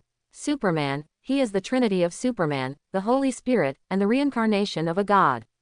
He will not die. He is destined to lead us into the future. You guys from the Superman cult, don't preach those teachings at this time. The disconnection in the live broadcast room continued, and then suddenly the entire live broadcast room disappeared from the home page. For a time, people thought Superman was really dead, and mourning was everywhere on the internet. Even in S.H.I.E.L.D. headquarters, Pierce, who was watching the live broadcast, was sad for a moment, and then looked up to the sky and laughed. However, a few minutes later, an edited video appeared on the home page. Rising Tide. The Return of Superman. People clicked on the link in droves. The next moment, the same cheers erupted in front of hundreds of millions of screens around the world. He's alive, unscathed. Superman, my Superman. People were not even satisfied with speaking on the internet. They began to go out of their homes, look at each other who went out at the same time, and then cheered and hugged. The city of Warsaw has become a sea of hands. There are countless hands, either slender or rough, or wearing precious jewelry, or stained with dark oil stains. They all screamed and cheered, raising their heads high and throwing everything around them into the air. Superman, Superman. The cheering voices gathered into a sea. After the disaster, people cried with joy, ran, jumped, shouted and cried, or knelt down and covered their faces and cried bitterly. Everyone was venting their emotions, expressing their joy and gratitude. Joy and celebration are for ordinary people, for Hydra, and even for high-level officials around the world. Superman emerged unscathed from a nuclear explosion with a total yield of 10 million tons. Instead, it was like a slap in the face. Even mankind's current ultimate weapon is unable to defeat the opponent. Superman can already do whatever he wants on Earth. Nowadays, the only things they can think of that can be used to restrain Superman are ethereal things like morality and emotion. The live broadcast room on the internet is closed. However, satellite images from various countries are still being taken. They all felt their hearts sinking as they looked at Superman suspended at the junction of Earth and space in the overhead shot. In S.H.I.E.L.D. headquarters, Pierce's face was as deep as water. Others are worried about the future. He felt that he might have no future. Where did this Superman come from? He must die today. Launch. Keep firing. I also aimed the nuclear bombs from the other two motherships at Superman. He was hysterical. I don't believe he can carry it once and again. He must be at the end of his strength and is just pretending. At this time, Superman's figure moved in the picture. He looked down at the earth beneath his feet, as if looking for something. Suddenly his body twisted and fell into the atmosphere like a meteorite. What is he going to do? Follow him. Follow me on the satellite picture. Pierce shouted urgently. Leon deliberately flew very slowly, so that a bunch of satellites could catch up with his speed. Finally he was hovering over Hydra's Polish base. This is a forest. There is no human habitation within dozens of kilometers around. Through the satellite images, Pierce recognized it as his base at a glance. Polish base. Madam Hydra is inside now. Does this Superman really want to kill us all? He just gritted his teeth a little. At this time, Madam Hydra was in the Polish base. Looking at the figure floating in the air outside, his expression was already as sad as a concubine. That idiot Pierce succeeds more than he does. Quick, try to communicate with Superman and tell him not to be impulsive. Everything can be discussed and we can surrender. Madam Hydra knows that the situation is over and surrendering now is the right way to go. Moreover, if Superman can be connected, maybe Hydra's defeat may not be a bad thing. She has absolute confidence in her charm. There is no man in this world who can remain unmoved by her charm. However, her order has not yet been conveyed. Superman outside the base has moved. All the satellites paying attention captured the scene. Senior officials from all over the world stood up and held their breath. In the picture, Superman swings his right hand back, making a charged punch gesture. It is actually wrong to say that it is accumulating strength. It looked like he was just flexing his biceps and preparing to punch. Just like everyone thought, Superman closed his arms and immediately punched. His figure appeared in front of the Hydra base as if it were moving out of thin air, and a punch that could not be caught by the naked eye hit the ground. Boom! A shock wave comparable to a nuclear bomb explosion appeared. The satellite captured the punch as it was thrown. The ground collapsed into powder as if it had been hit by a meteorite. Huge power poured into the surface of the Earth and spread along the veins of the Earth's crust. With Superman at the center, 100 meters, 1,000 meters, and tens of thousands of meters of land were broken, sunk, and exploded one after another. The next second, countless smoke and dust shot through the air. Invisible shock waves opened up the Earth's surface circle after circle. Hydra's base was as brittle as a paper shell in front of the shock wave, and was torn into pieces without any resistance. Such scenes all happened in an instant. Wait for countless people in front of the screen to blink. The images captured by the satellite were filled with dust and visibility was almost zero. According to computer estimates, this diffuse dust covered the surrounding 10 kilometers of land. After the shock wave of his punch spreads, the power is simply more terrifying than a medium-sized hydrogen bomb, someone said dryly. More than that, I figured it out. After he appeared, his fastest speed was over 100 miles per second. The speed of his punch just now was only 11 miles per second. It was definitely not full power. If he punched with all his strength, it would definitely be another Tunguska explode. What's the difference between this and gods? The scientific researchers couldn't help but sigh unscientifically. The Earth will be his from now on. Some people were stunned. Unparalleled defense, power that can destroy mountains and seas, plus the speed of teleportation. Nothing in this world can restrain him. At this time, a hurricane suddenly blew on the screen. The storm blew away the smoke. Everyone can finally see clearly. The wind was blown by Superman, and he was floating above a bottomless pit. With him as the center, within a radius of 5 kilometers, the ground collapsed from half a meter to dozens of meters. There were large pieces of rubble and rock formations dug up from the ground everywhere. This is no different from a real meteorite falling to the Earth from outer space. Apart from humanoid natural disasters, they could not think of other words to describe this scene. Leaders of various countries looked at Superman on the screen. His figure with flying cloak was suspended in the air, overlooking the original location of the Hydra base. There was only a piece of broken debris mixed with earth and rocks. None of the Hydra members in the base could be found. Killing chickens with a sledgehammer, no, anti-aircraft guns are killing mosquitoes. The leaders wiped the cold sweat from their foreheads and thought to themselves that it was just a little Hydra. Why is it like this? Why is it like this? Unprecedented shock and fear spreading in their hearts enveloped them. In the picture, Superman crossed his arms and nodded, but he was very satisfied with the power of his punch. The vicinity of this Hydra base is deserted, which is perfect for displaying power and demonstrating strength. Presumably the purpose of deterring the world has been achieved. His figure suddenly skyrocketed and disappeared from all satellite images. In S.H.I.E.L.D. headquarters, Pierce slumped down in his chair. It's crazy, the world is crazy, he really is Superman, but we don't have kryptonite. His body was stiff and his eyes were staring blankly at the screen. All is lost. An hour ago, he was so excited that he scolded Fang Chu and wanted to lead Hydra to conquer the world stage. But Superman, who was just a clown in his eyes before, ran out and gave him a slap in the face, waking him up from his dream. Hydra is finished, and so is Pierce. But he was unwilling to do so. The flesh on Pierce's face was piled up like old tree bark. He staggered to his feet and connected to the command rooms of the remaining 2 space carriers.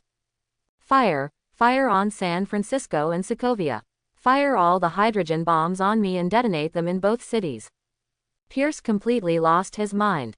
He put all his chips on the stage but lost them all. The gambler's emotions controlled his thoughts. Alexander Pierce, are you crazy? Those are the lives of millions of people. Someone from the representatives of various countries shouted angrily. Crazy? Ha, I'm crazy. Pierce sneered, but the world is also crazy, and that Superman is the biggest lunatic. Isn't he going to be a savior and a Superman? I will let him be, and I will personally push him to the throne of the world. The premise is that he can save these 2 cities, otherwise, hee ha ha ha ha. Pierce laughed in the middle of the empty conference room. He laughed like a sob, and the laughter got louder and louder, echoing throughout the conference room. The representatives who were tied to the corner could hear Pierce's hysterical laughter. He's really crazy. He was not crazy when he was defeated by Nick Fury in the movie, because he knew this old opponent and was convinced by his defeat. But now everything is developing so bafflingly. Hydra was inexplicably exposed, the space carrier was inexplicably broadcast live, and a Superman appeared who was also inexplicably powerful. Pierce had no idea who was targeting Hydra. It's like there is an invisible hand hidden above the head controlling everything. It's as if the world is targeting Hydra, telling them to fail no matter what they do. Pierce collapsed. Since he is destined to lose, he would rather lose with the Superman who finally defeated him. That is to say, this is not the DC universe, otherwise he would probably have transformed into a second-generation clown on the spot. Too bad this is Marvel. No matter how crazy you are at Marvel, it's never enough. You also have to have a tragic past, a broken family, and bury a few friends and relatives yourself. In this way, God will trick you. People like Pierce, who have a happy family and a stable status, are destined to lose. Such as now, he had just made the extremely crazy decision to use nuclear weapons. Rows of floor-to-ceiling windows in the conference room shattered. Dozens of black shadows broke through, rolling glass fragments on the ground to release their force. The dazzling sunlight followed them and poured onto the tiles and broken glass. They are either wearing slim-fitting black suits, elegant black dresses or black nun uniforms. After landing, they quickly stood up and were on guard. The Hydras outside heard the noise and rushed in. However, these men in black took out their guns and shot him to the head one after another. Guns were in their hands like arms. Every shot was fired with such grace.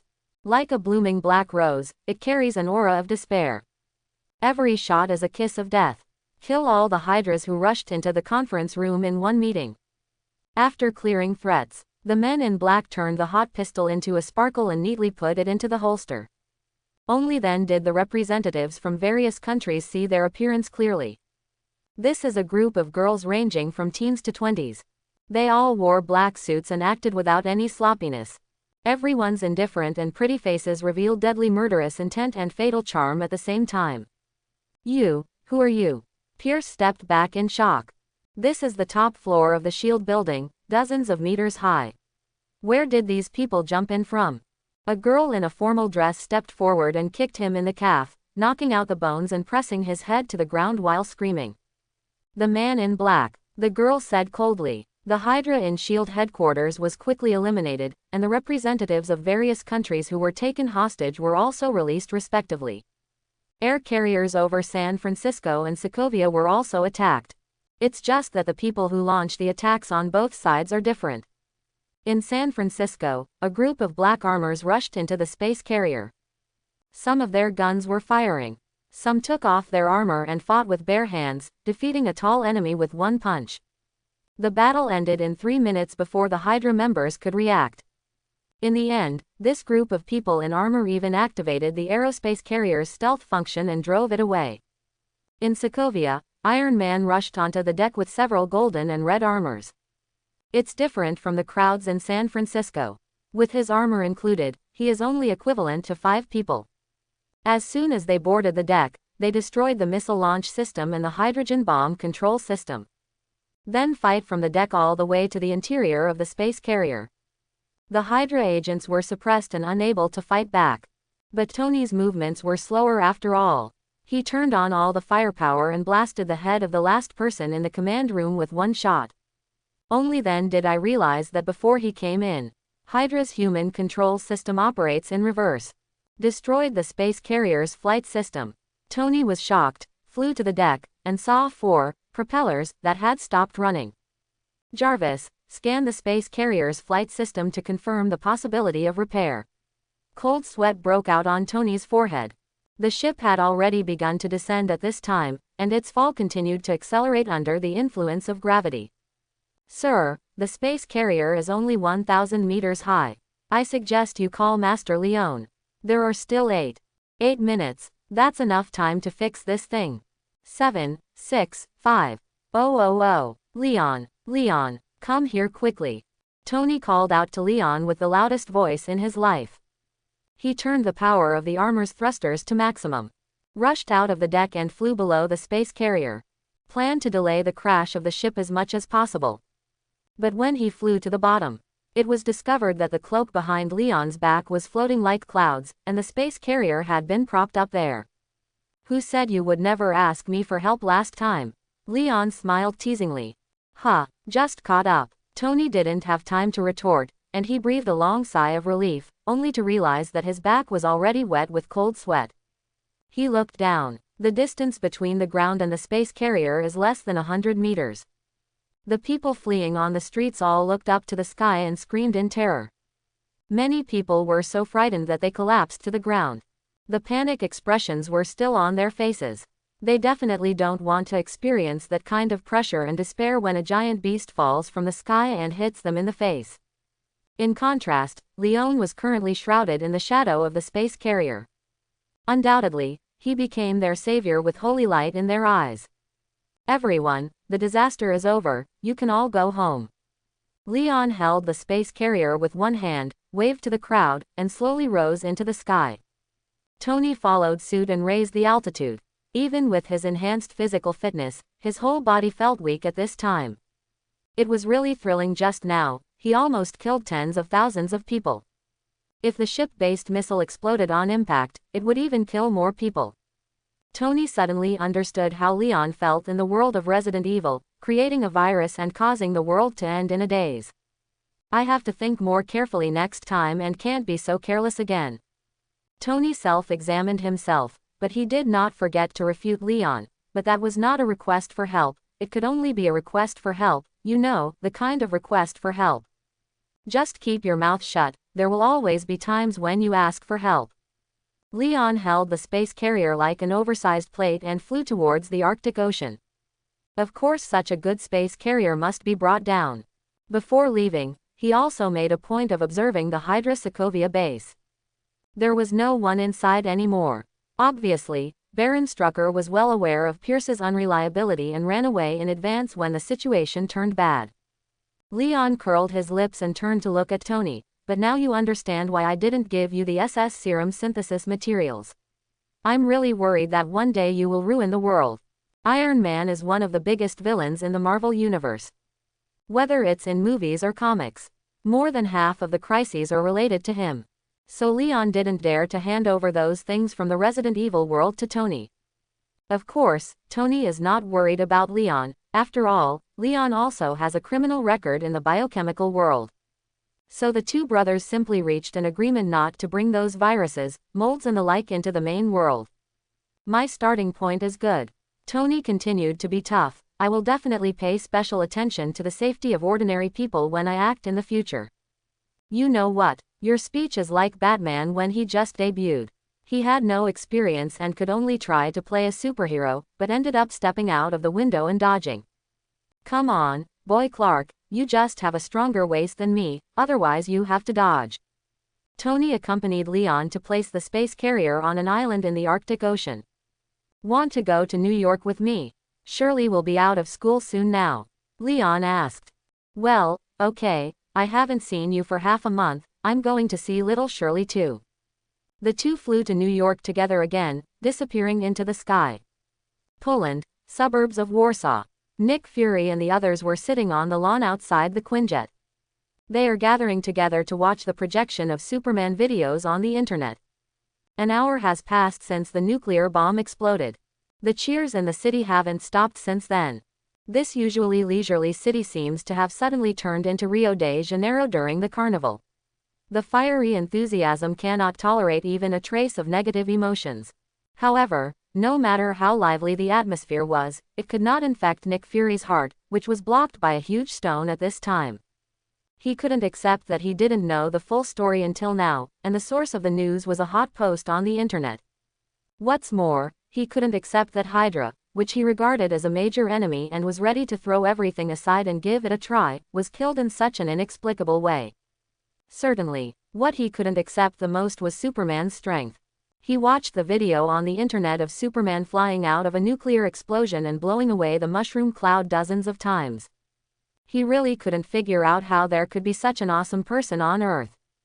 Even his greatest reliance is Captain Marvel, who can punch 10 times the power of a nuclear explosion. Now it seems that it may not pose a fatal threat to Superman. The only thing that could give him some comfort. It was probably Tony Stark, who was favored by him, who took action to eliminate a space carrier. This made Nick Fury feel somewhat involved. He sat on the lawn with a sullen face, worried. The palm of his hand kept rubbing his pager, as if he wanted to take out the pulp from the ancient body. Hawkeye didn't quite understand Fury's mood. He was quite happy. How many times have we watched the Superman video? Is it 100 times? Why are we still playing it repeatedly? Isn't it a good thing that Hydra's conspiracy has been dismantled? Relax, Fury, the crisis is over, and we are not working now. He pointed to the distant city of Warsaw. Does anyone want to join the carnival? Shouldn't we relax after the world crisis? Coulson raised his hand. If possible, I would also like a glass of Polish vodka. No, Nick Fury stood up suddenly at this moment. He put the pager back in his pocket. No vodka, no carnival. We still have a lot of mess to clean up. Hill, contact someone you trust, we will take back S.H.I.E.L.D. Nick Fury's dark face looked so solemn in the evening sun. It seemed as if he was about to do something important that would determine the fate of the whole world. However, Hill sat on the ground and handed over a tablet. Fury, I saw you were so focused on studying Superman before, so I didn't say anything. Half an hour ago, Rising Tide obtained the file information of all S.H.I.E.L.D. employees from unknown sources and published it all online. Because except for the fact that most of them are Hydra, almost all of our agents have done some illegal things. So that information caused a lot of controversy online. Just now, the Security Council issued a notice and decided to imprison a few of us and disband S.H.I.E.L.D. There is no S.H.I.E.L.D. anymore, Fury. Hill's face was as calm as water, as if he was talking about his plan to change jobs to another company tomorrow. What did you say? What happened to S.H.I.E.L.D.? Nick Fury couldn't believe it.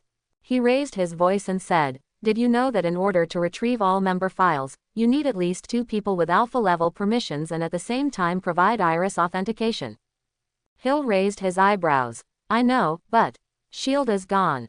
As for how the Rising Tide organization obtained those files, perhaps we can investigate slowly after the imprisonment is over. Nick Fury took the tablet in a daze, realizing that the situation was truly irreversible. 3 days passed unknowingly. These 3 days are definitely the 3 days when the world situation has changed the most in the past 10 years. First, S.H.I.E.L.D. was disbanded. Then all members of the International Security Council will be rotated in advance. Then Yinjiang withdrew all remaining garrisons in Asia overnight. Previously, they exploited language loopholes and only withdrew Afghan troops from Asia. And because Leon was busy traveling through time and settling the Men in Black, he put the matter of settling accounts after the fall after dealing with Hydra. Now Yinjiang began to make amends, but after thinking about it, he still found time to sink an aircraft carrier. The Yinjiang military held a meeting overnight, and after in-depth discussions, the incident was finally dismissed on the grounds that there were no casualties. The next day they silently held a press conference and announced that the sinking of the aircraft carrier was a loss caused by errors in the exercise. After that, the hunt for Hydra in various countries around the world officially began. No one can tolerate such a group of lunatics who are carrying nuclear bombs and want to drag the whole world into the water, wandering around them. And during the hunt, the brightest, they are a group of women who always wear black suits, and Iron Man, who often flies high profile in the sky. Especially the former. They had already intercepted an aerospace carrier, arrested Pierce, and rescued representatives from various countries. And in the pursuit, they are even more elusive, and can often destroy a Hydra base just by showing up. Even though many major power agencies launched investigations, they were unable to find any clues about them. Of course, it is also possible that they immediately stopped the investigation after discovering a piece of the truth and acquiesced to the existence of these Men in Black. Some people say that the Men in Black are Tony Stark's lace team, because they have a suit unique to Iron Man. Some people say that this is a group of people who were persecuted by Hydra and united together. Because when they first appeared on the scene, they targeted Hydra, as if they had some kind of blood feud.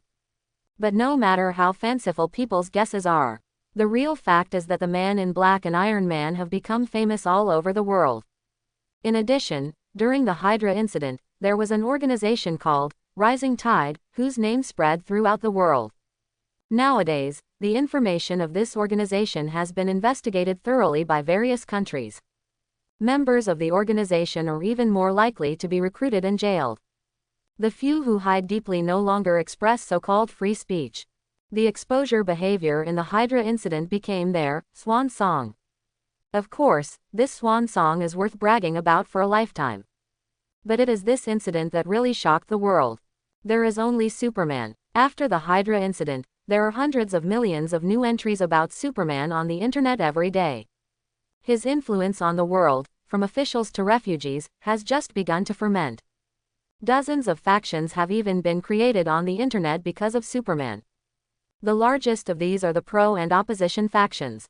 The former considers themselves supporters of Superman, and its main members are people who have been rescued by Superman. The latter are the opponents, and their personnel are a mixed bag, with all kinds of people included.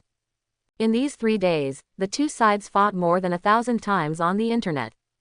The aftermath of the battle was described by others as a war of the century that almost wiped out the entire online world. Other schools are basically subdivisions of these two schools. There are Advent sects, Salvation sects, Supreme God sects, Original Sin sects, Dictatorship sects, Extermination sects, and so on. After 3 days of debate, the support side now has the absolute upper hand. One reason is their numerical advantage.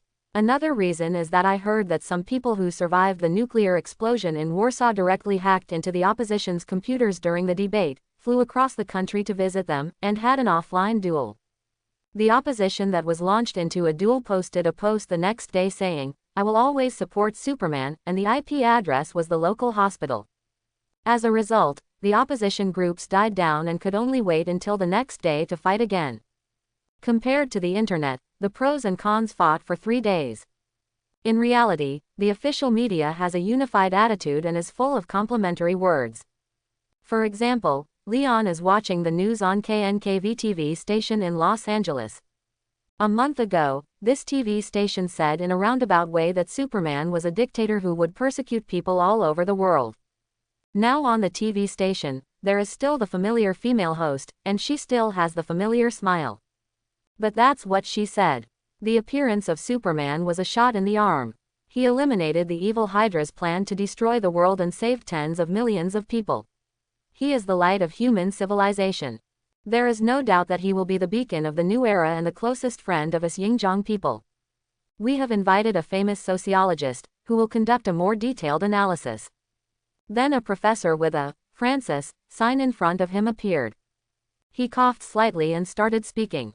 The content starts from the kindness of Superman in the comics and extends to the reality where Superman faced the nuclear explosion alone 3 days ago. Analysis says that this real-life Superman must have a pair of parents as kind as the Kents. Finally came to the conclusion that Superman is absolutely just and kind. Leon was amazed. Same people, same scene. How can these guys say something completely contrary to what they said a month ago with all seriousness? Wouldn't you feel ashamed if you were hit in the face by a boomerang? Unexpectedly, the joke I made with Tony at that time actually became a reality. Unless he really shows a kind and soft-hearted side later. Otherwise, these media outlets would probably keep blowing him up and blowing him in the direction of perfection and love. Superman is the embodiment of justice. Shirley walked into the living room and read the news headline. She came home from school. Are you watching the news again? A lot of news is saying this in the past few days, including in schools and what we see on the road. She jogged a few steps and sat next to Leon. Although they all said good things, I always felt something was wrong. Shirley's little face wrinkled. It's like, I want to put Brother Leon, on a very high position, and then prevent you from getting down. Hey, you're right. Leon rubbed Shirley's head in surprise. Although they say good things, they don't mean well. Even Shirley could detect that something was wrong, which shows how exaggerated the media reports these days are. Media around the world are trying to raise Superman's psychological expectations through flattery. The purpose is to let him change his position. Really consider yourself a good person. It is best to think in advance whether stepping with the left foot first is in line with your new personality when you go out on weekdays. If Superman is not strong enough, this is a kind of flattery. But he can withstand nuclear bombs, so this is a different kind of moral kidnapping. It's just that Leon feels that he doesn't accept this kind of morality, so he is not kidnapped. But maybe Tony would like this feeling. After all, Tony had called several times in the past 3 days, expressing his envy and hatred for Superman's popularity many times. I knew it was so. Little Shirley was a little happy when she heard Leon's approval and felt that she had grown up a little bit more today. But she was a little confused. Then why do you still read these news every day? Of course, Leon couldn't say that he was watching it for fun. He coughed lightly. Actually, I didn't watch the news. I was just waiting for your Uncle Tony's live broadcast. Well, it has already started. Let's watch it together. Tony is attending a Senate hearing today on the illegal possession of armor by private individuals. Leon knew that the hearing could not have a bad outcome in the end, so he didn't pay much attention. After all, it is on the Hydra list published by the Rising Tide organization. Many people in the Senate are on the list, and the evidence is solid. The senior executives were too busy catching the traitor and stabilizing the situation, so how could they bother to cause trouble for Tony? In addition, Tony Iron Man's name is now known all over the world. This hearing was just a formality to give Tony the status of a legal armor maker. Leon waved his hand and switched the projection to the channel for the live broadcast of the hearing. In the picture, the rostrum and the auditorium are full of people. Mr. Tony Stark, what do you want to explain about the accusation of illegal possession of weapons and armor? The MP just asked the key question. Tony held his forehead. Weapon? Is that a weapon? How can you think so? Actually, it's just a high-tech prosthetic limb I developed. You all know I was left half disabled during the attack in Afghanistan. So, I need prosthetics to assist with daily activities. This is normal, right? I don't think there is any problem. There was a burst of laughter. Tony wore a short-sleeved wool sweater today, and the slim-fitting shirt outlined the toned outline of his chest muscles. Even if he says that he is a contestant in this year's national bodybuilding competition, some people will believe him. As a result, he actually said that he was a disabled person. How could this not make people laugh? The congressman couldn't help but laugh. He didn't delve into it and switched to the really important issue. Nick Fury, former director of S.H.I.E.L.D. Before being imprisoned, he strongly requested to suspend the disbandment of S.H.I.E.L.D. and proposed that you take over and reorganize S.H.I.E.L.D. What do you think about this? Is his recommendation to you due to a secret deal or because you have armed armor? Tony was silent for a moment. I don't know, maybe it's because my father was one of the founders of S.H.I.E.L.D., so he recommended me. But I want to emphasize again that what you call armor is really just a high-tech prosthesis to assist me in my movements. The congressman frowned, obviously not satisfied with this answer. He wanted to ask more, but the person next to him coughed and reminded him, so he could only continue to ask the next question. There is an organization in the world that calls itself the Men in Black. They have used the same armor as you many times in public. What do you have to say about this? Can we suspect that the Stark Group is still sending terrorists to terrorists? Selling weapons? Absurd, this is too ridiculous.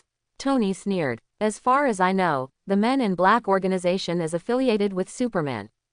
Everyone knows I crossed paths with Superman in Sokovia. Since you said the Man in Black used the same armor as me, then maybe Superman stole my technology. As a member of the country's taxpayers, can I ask you now to help track down the copyright issue with Superman?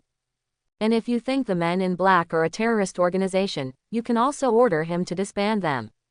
After Tony finished speaking, he leaned back in his chair, turned back and winked at Pepper in the gallery. The scene was completely silent. Even the occasional whisperers fell silent. Even several senators on the stage showed panic visible to the naked eye. They just heard something. Is the Man in Black a subordinate of Superman? Even if some people have suspected this issue before, they have never been confirmed, and no one dared to confirm it. But now that Iron Man has made it clear and conclusive, he wants the country to help question Superman.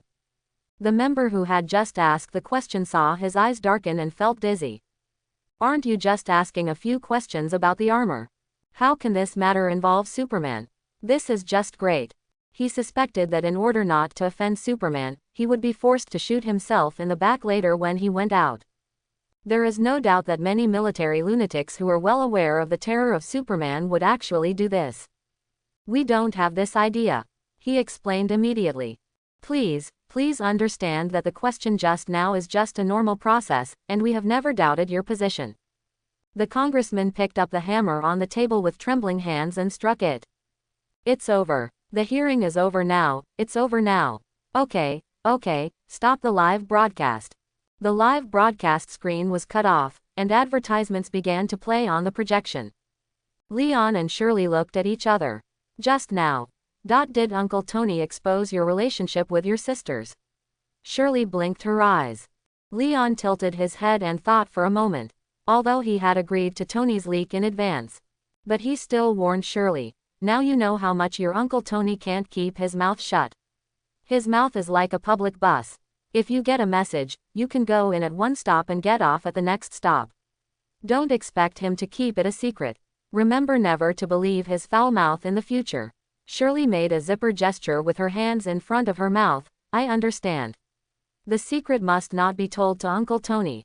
Chapter 91. After the hearing, Tony successfully obtained a permit to privately possess armored weapons. But he didn't take it easy. Instead, he became even busier. Every day's schedule is fully booked. At least 10 times busier than when he was a playboy. First of all, the transformation plan of the Sky Fortress that he had planned long ago was officially launched. He paid high-priced hourly wages to people in black to help with renovations. The Sky Fortress can now be said to be changing every day. At the same time, he was also actively participating in the pursuit of Hydra. As long as there is a clue in a certain Hydra base, he will definitely be at the forefront. Of course, the so-called clues. In fact, after Leon used his super hearing to target all Hydras, he handed them over to the men in black and asked them to solve them according to the list. And then Tony would tag along.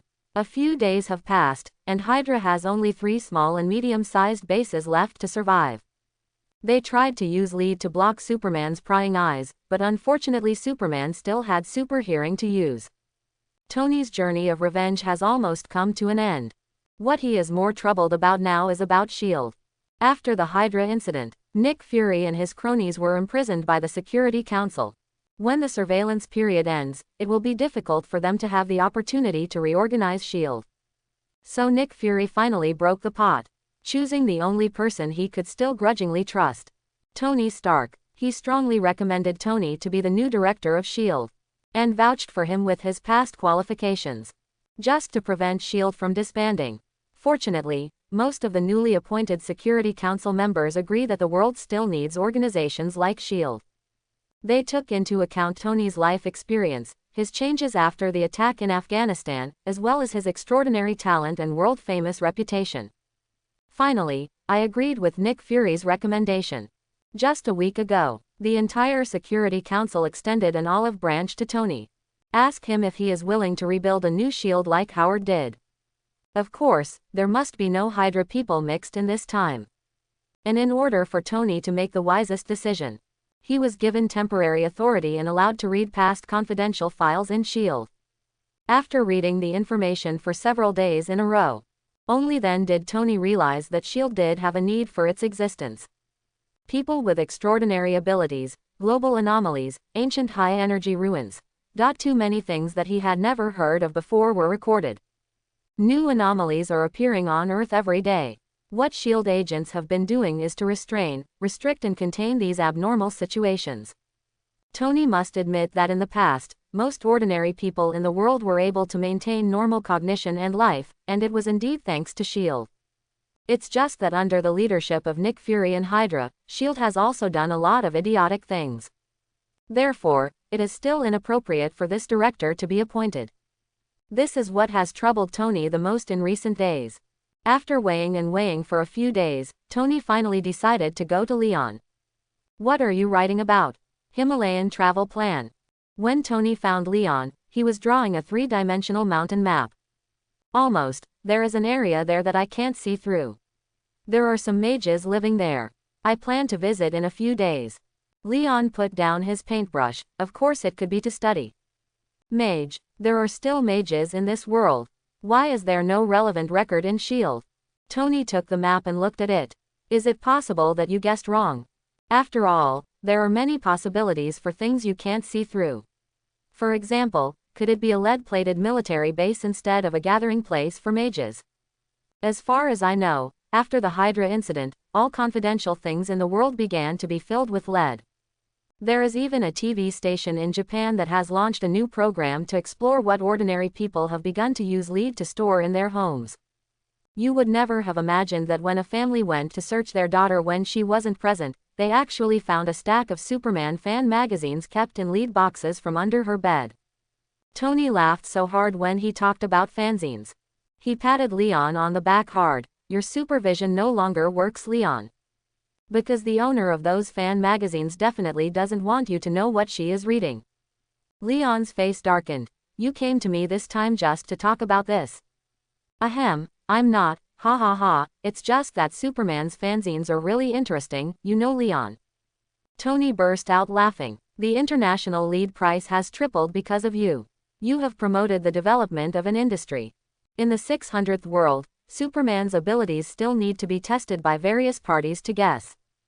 But in Marvel, as soon as you open the comics, everyone can understand Superman as well as himself. Soled is now sold out all over the world. People don't need to know whether there is any difference between the real Superman and the comics. In short, they can all guess based on the comics. Leon took the map back from Tony's hand. If you talk about these boring things again, I will throw you out. He decided to take some time to develop telekinesis-type abilities. Next time he encountered Lead, he would use his telekinesis to scan it. What stood out was a surprise. Okay, I won't say it anymore. In fact, I came to you because of S.H.I.E.L.D. Tony briefly explained the problem he was struggling with. I think there is still a need for S.H.I.E.L.D. to continue to exist. And when I reorganize S.H.I.E.L.D., I can still cooperate with your men in black. You mainly deal with extraterrestrial crises, while S.H.I.E.L.D. deals with internal threats. What do you think of this idea? Leon looked at Tony sideways. Are you sure you are the one leading S.H.I.E.L.D. to deal with internal threats? Come on, you are obviously the biggest internal threat on Earth. Prejudice. You are prejudiced. Tony jumped. The last time the space carrier crashed was just an accident. But no matter what you do, accidents always happen. Leon complained. And haven't you already made up your mind? Why are you asking me? I always felt a little uneasy before I told you.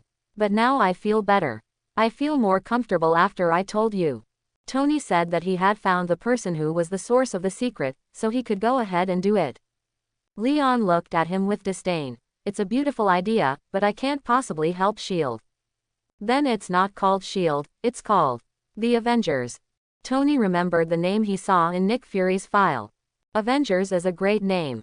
His act of destroying Hydra was just like being an Avenger. When the outside world knows that there is a group of people who will avenge the world. Presumably, I will think carefully before doing anything wrong. Avengers, it's up to you. If you want me to help, you can give me the cosmic cube in the S.H.I.E.L.D. base to study for 100 years and I'll agree. Leon made the condition. The cosmic cube, I remember it was mentioned in the level 10 confidential file. Tony recalled with a frown. At this time, the electronic ring on Leon's wrist suddenly sounded a beep. He flipped his wrist and Natasha's image was projected in the air. Leon, we found some documents, you'd better come and take a look. Natasha's face was solemn as never before. Hydra Siberian base. Above the frozen soil, Leon and Tony flew over and entered the base. Natasha took the two to the main control room of the base. There are various old instruments on display here, which are covered with dust and have been out of use for a long time. Natasha took out a box of videotapes with yellowed and faded labels and put one into the machine. A snowflake flashed across the dark screen of the old monitor. A video from an unknown number of years ago began to play. Leon guessed that this was the video of Howard before his death. He looked at Tony next to him, who looked curious, knowing that his curiosity would turn into rage in half a minute. The video starts playing. This is a surveillance-type video. The perspective of the video is fixed to a street under a streetlight. The familiar scene made Tony start to feel something was wrong. He glanced at the label on the tape. December 16, 1991. That was the date their parents died in a car accident. Tony realized something and frowned deeply. This road. I still have an impression. The tape continues to play. An out-of-control car suddenly appeared and crashed into a green tree on the roadside. The front of the car quickly caught fire. A motorcycle also appeared at this moment, turning around and parking next to the car. The person in the driver's seat weakly pushed the door open and climbed out. That was the elderly Howard Stark, who was seriously injured in the impact. Help, save my wife and children, please, save them. He heard the sound of a motorcycle and hoped that the stopped passerby could help him. He had no strength to stand up. However, after the man stopped the motorcycle, he walked straight towards Howard, forcefully pulled his upper body up by his hair. Howard saw the man's face and recognized him instantly. Sergeant Barnes. The man on the motorcycle turned out to be James Bucky Barnes, who was supposed to have died during World War II. The moment Howard recognized the other party, he was extremely shocked. He seemed to think of a lot at once. Perhaps he understood very clearly. Now that Bucky appears here, it is impossible for him, his wife and children to survive. So he gave up begging for mercy, and his desperate eyes gradually brought a hint of tranquility as he prepared to face death. Off-screen, anger had begun to spread across Tony's face. And the video continues to play. Howard. Maria, who was in the passenger seat, regained consciousness and subconsciously called her husband's name. But Bucky also took action at this time. He punched Howard in the face several times, knocking him unconscious and stuffing him back into the driver's seat. Then he went around to the other side, reached through the car window and grabbed Maria's neck. Mary's throat made a rattling sound, and it was difficult to breathe, but she still raised a baby wrapped in cloth in prayer. Please, cough, help him, cough. After more than 10 seconds, Maria's eyes gradually lost their luster and her arms hung down weakly. The baby in her arms seemed to notice that the bodies of the relatives around her were gradually losing temperature, and began to cry. Bucky's expression was always cold, like a knife that could only chop, and could do nothing but swing the knife and kill people. He grabbed the baby that fell on Maria's lap, lifted it out of the window, took off the wrapping cloth, wrapped it twice around the delicate neck, and then exerted force with both hands. The baby's cry stopped suddenly, its face gradually turned purple, and its exposed skin quickly lost its color. A few seconds later, Bucky casually threw the baby who had stopped breathing out of the car window on Maria's side. What a perfect accident scene. The Howards died in a car explosion after a car accident. The only baby was thrown out of the car window at the critical moment, but was strangled to death by a swaddling cloth. Even if 100 trace inspectors came, this would still be an accident. Bucky faked the scene, walked under the camera again, and shot to destroy the surveillance equipment. The monitoring records on site will be handled by Hydra people. His mission is only to kill. The video content ends here. Natasha turned off the screen, took out the videotape, pursed her lips and looked to her side worriedly. The two Stark brothers were now breathing heavily, while the other had bright red eyes with murderous intent gushing out. Tony witnessed the murder of his parents with his own eyes, and his mind was already occupied by hatred, as if substantial anger poured out of his big eyes. Although Leon had been mentally prepared for a long time, he had also been ready to avenge the Howards. But when he saw his adoptive mother and himself being strangled to death by the Winter Soldier, the anger in his heart also burned uncontrollably. Where is he? Tony growled through his teeth. Leon floated directly, his supervision and super hearing operating to the limit at the same time. Among the billions of messages from the outside world, he locked onto Bucky's position accurately. He is at the Hydra African base, protecting a man named Baron Strucker. Leon didn't say a word of nonsense. He grabbed Tony's arm, and the biological force field naturally covered it. The two disappeared in Siberia in an instant. Half a minute later, Africa's Golden City, a suburb of Johannesburg. Hydra's nuclear-proof base with a thickness of 2.8 meters just at the gate suddenly broke open. The iron gate weighing dozens of tons flew into the base in pieces in the air. Leon and Tony, who were wearing armor, entered through the main entrance. The two people's movements are surprisingly consistent. First they step their left foot at the same time, and then they step their right foot at the same time. A cloak flew in the smoke, and the sound of steel falling to the ground echoed in the empty base. The sunlight rushed from behind them, like two punishing angels pushing open the door of heaven. Hydra now has PTSD from Superman's red and blue uniform. When they saw Leon, they were so frightened that they started to run away.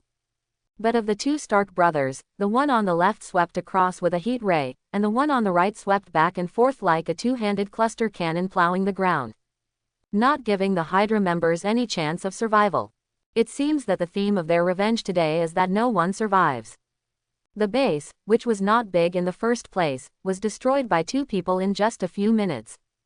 Baron Strucker came out with his hands raised, and his moving expression almost made him bow down on the spot. Others arrived before they could say, "Surrender. Mr. Superman, I surrender. And Mr. Iron Man, I surrender to the light. Unconditionally surrender to the United Nations. Spare your life. Spare." Baron Strucker surrendered faster than Tony's cluster cannon. But unfortunately it is still a little slower than the heat ray. Halfway through his words, he was separated from top to bottom. When the body fell, Leon and Tony happened to pass by him. In the end, there were only 3 people left in the entire base. One is the Winter Soldier Bucky Barnes, who is sitting on a cold brainwashing machine with empty eyes. The other 2 are Stark, who came to seek revenge on him. The Winter Soldier stared blankly at the ground with his dull eyes. He received no orders from the controller, so even if the sky fell, he would not move at all. The cluster cannon in Tony's right hand was charging in front of the Winter Soldier's head. "It's him." The question was spoken by Tony in a declarative tone. "It's him." The heat rays in Leon's eyes were as hot as ever. Tony looked at the Winter Soldier. A bit of confusion flashed across his angry face, but he is a brainwashed person who has lost his self-awareness. "That's right," Leon nodded. "Legally speaking, he cannot bear criminal responsibility. Even if he kills someone, he can be acquitted in court." Tony was stunned for a moment, pursed his lips, and the charged cluster cannon dimmed a bit, obviously struggling in his heart. But at this moment, 2 blazing red lights suddenly rushed out from Tony's side, directly blasting the Winter Soldier's head. "But, morally speaking, he has an absolute blood feud with us." Leon turned away with an indifferent voice. "It has nothing to do with anything else. This is a personal grudge." Behind him, the headless body lost its support and collapsed to the ground. Tony Stark looked at the broken body for a long time and was speechless. Finally, with a sigh, he charged up the cluster cannon with his hands and blasted it into pieces. Tony knew this was revenge, but he didn't know if it was right or not. The only thing he was sure of was that he had to accompany Leon, and he had to act together even if he made the wrong choice. Because they will always take sides. "I will start forming the Avengers when I get back. You have to join in." He caught up with Leon. Another 2 days passed. Hydra's last foundation on Earth was also wiped out by the Men in Black. It's not just the forces, on the surface. Even the extremely hidden artificial intelligence Zora, and those scattered around the world, trying to resurrect the Hive, the source of Hydra. They were all found by Leon and asked to be beheaded by the girls. Now that Leon lets go of his super hearing, at least he can no longer hear the real Hydra conspiring loudly. Although there are still many people who claim to be Hydra and do bad things with it. But the superheroes these people are targeting are the local police, and Leon doesn't need to worry about them. As of now, Hydra has been completely destroyed. Leon and Tony get their revenge. They broke the murderous knife and chopped off the murderer's head. All the anger was buried in the soil along with the body of the Hydra. It was raining lightly in Los Angeles that day. Tony and Leon stood side by side in front of the Howards' graves, holding long black umbrellas. The 2 of them placed white bouquets next to the tombstone in synchronized movements. After a long silence, they each wiped the inscriptions on the tombstones and left the cemetery together. Tony couldn't remember the last time he came to visit the grave. Leon comes every year. He could understand Tony. Looking at the tombstones of the Howards, Tony would always feel guilty and angry with himself, feeling that he was not worthy of standing here. But Tony has been calm today. Leon felt that what he said before was right. Tony has indeed grown up suddenly this year. Looking back from Tony's perspective, he has experienced too much in the first half of the year. Escape from death in Afghanistan. After returning home, he was betrayed by his uncle Obadiah. Then he single-handedly solved the 10 Rings gang in the Middle East. He also saved a different world that was almost destroyed by his younger brother, and incidentally became Superboy. Later, he finally understood his father Howard's true feelings for him. Finally, the mastermind behind killing his parents, Hydra, was eliminated. Tony's past 38 years combined were definitely not as colorful as the experiences of these 6 months. He truly faced himself in various incidents, found what he wanted to do, and gained peace of mind. Put it in a movie. That means his character arc has been shaped. The story can come to a successful conclusion here. The ending theme and credits of the behind-the-scenes credits can now be released. I decided to develop the Avengers. What about you? What are you going to do next? Tony asked Leon when the 2 left. I've said it before. Leon's tone was casual, but his goal was clear: get stronger, keep getting stronger, and enjoy the process of getting stronger. He opened his umbrella slightly and looked up at the sky. Billions of rainwater fell into his eyes from there, just like all living beings in the world. I want to see the highest scenery, talk to the top of all things, and chat with the first sky. Eternity also wants to call me a friend, and the transcendent people also want to call me buddy. Leon continued to move forward. This is my ultimate dream. Ah, Tony was confused. Who are you talking about? A few days later, Leon packed his backpack and planned to leave New York. He has arranged everything and is about to embark on a journey to Kamal Taj. The main task of the people in black now is to take over the major Hydra bases. And some of the innocent children and experimental materials who were kidnapped in the base were returned to their original families. Just this matter alone will keep them busy for a month or two.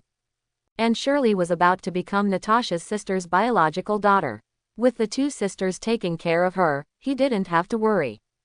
On the company side, the internet company is well managed by Natasha.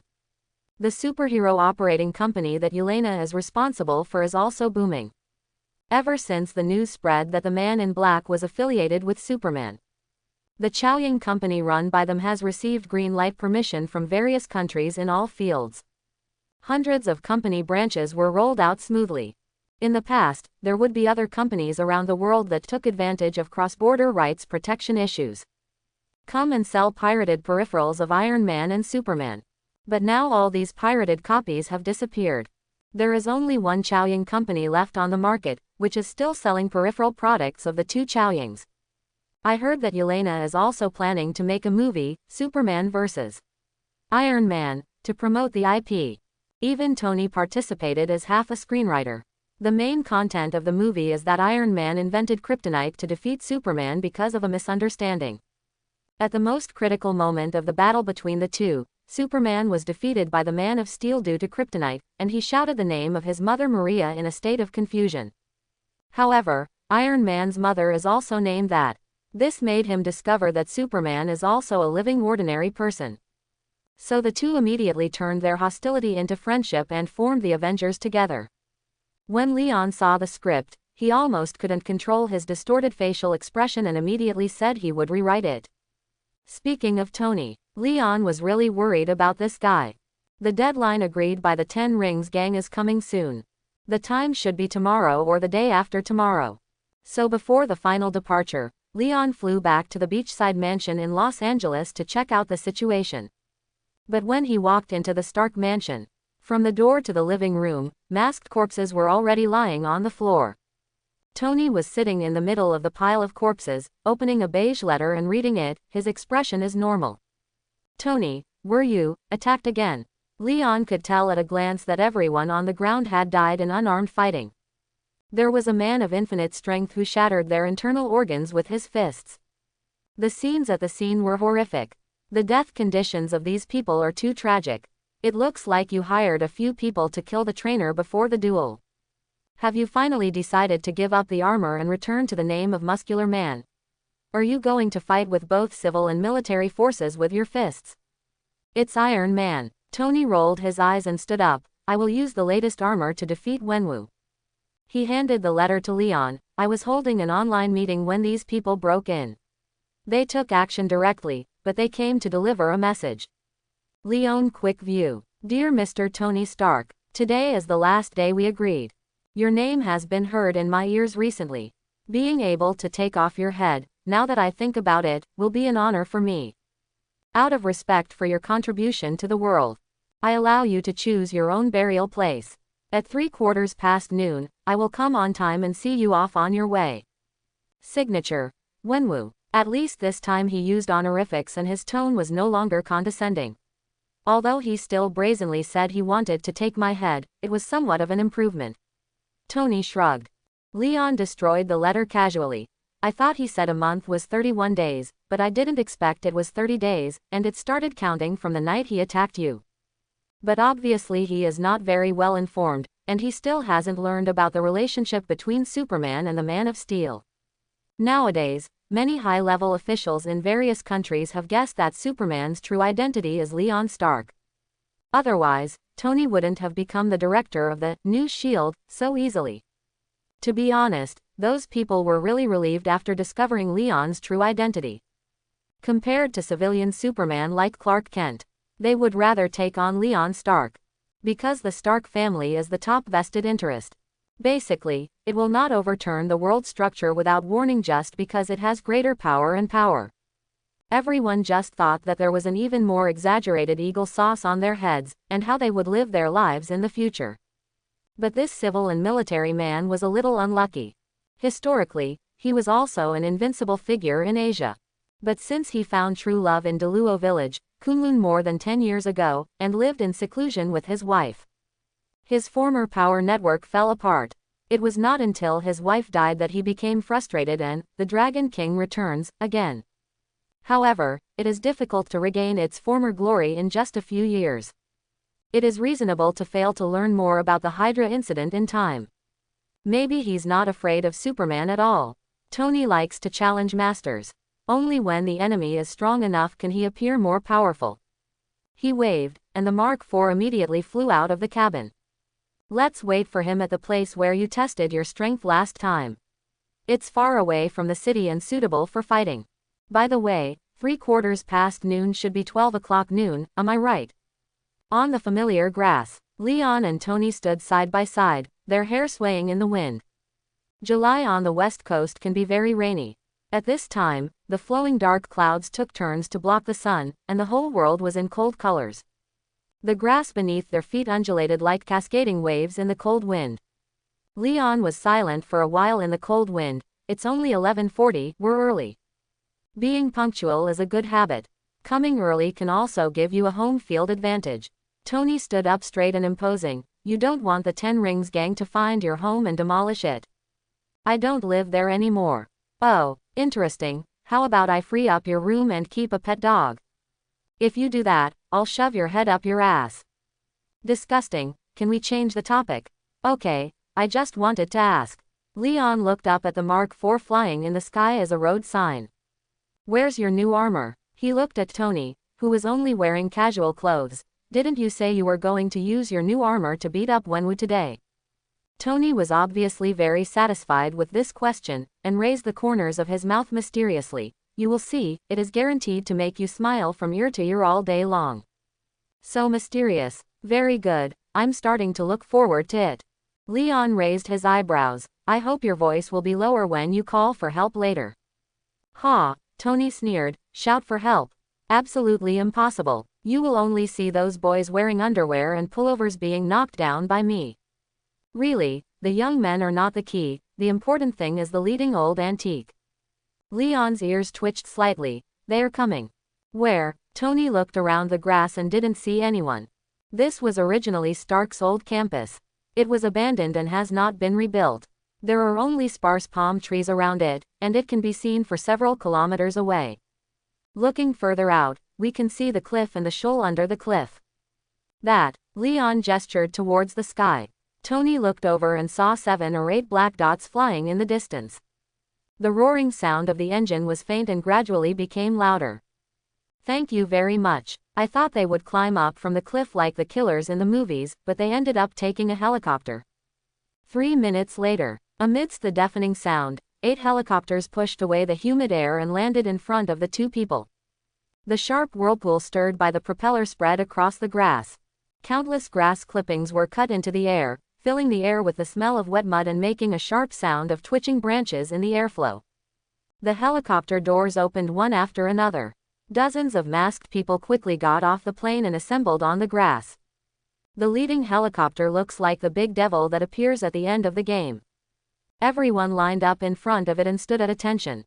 The right side door of the helicopter was slowly pushed open, and a pair of shiny combat boots stepped out, followed by a black ancient costume with a waistband. The movement was slow and unhurried. Tony's big eyes narrowed slightly. He was a little angry, and he felt inexplicably being despised. He thought that today's duel would be between himself and thousands of troops, blasting away the mystery of this 1,000-year-old organization with one shot and one shot. As a result, the other party showed up swaggeringly in a helicopter. Even when he got off the plane, he showed a high-profile attitude, as if he didn't take anyone seriously. And he and his brother stood here stupidly, like 2 airport pickup attendants, waiting for the boss on the plane to clean people's shoes and put up parasols when they got off the plane. Tony took a few deep breaths. How could he be so underestimated? He is the only one who looks down on others. I want to unscrew that man's head right now, press it on the propeller of the plane, and ask him if he will take a helicopter next time. Tony said to Leon in a low voice.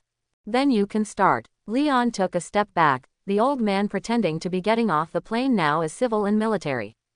He had no emotion for civil and military contempt. After all, the other party is destined not to walk out of Los Angeles intact today. On the contrary, Tony's angry look amused him.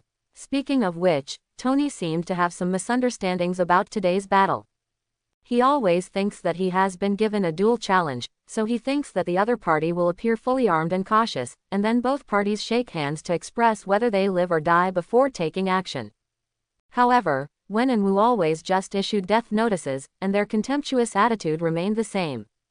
It was Tony who added too many dramas to himself.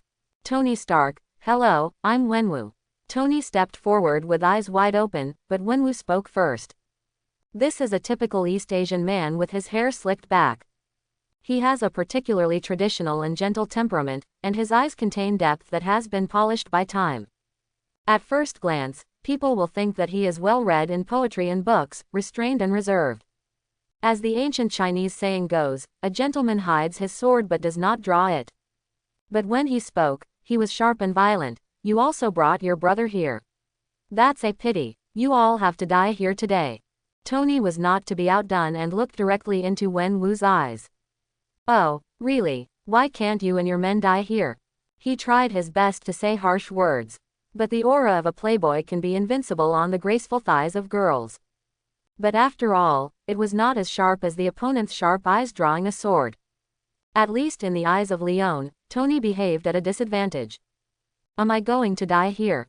Wenwu seemed to have heard some joke. He walked past Tony and looked around at his surroundings. The cemetery you chose for yourself looks beautiful, Mr. Stark. He turned back and raised his hand towards Tony, who was looking at him. Your contribution to the world deserves respect, but the reputation of the Ten Rings gang cannot be damaged. I give you a chance to take action, Mr. Stark, but you have no chance of survival. If you want to try to escape, please do it as soon as possible. Wenwu looked at Tony, but there was no figure of the other person in his eyes.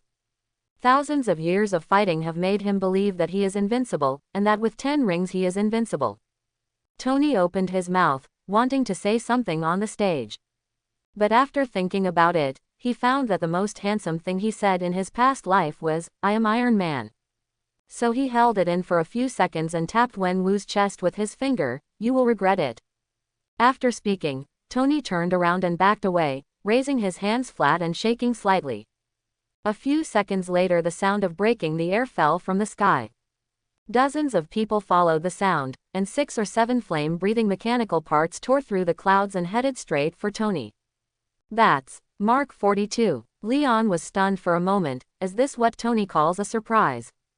Mark 42 is the armor that can be broken into parts and fly towards Tony in the movie. Now it should be called Mark 5. Those mechanical parts, including hands and legs, all headed straight for Tony. Except for Leon, everyone present felt a little shocked. But at the moment when the mechanical parts were being dressed, Tony actually jumped up. He probably wanted to perform aerial dressing. However, the huge kinetic energy of the armor directly threw him higher into the air.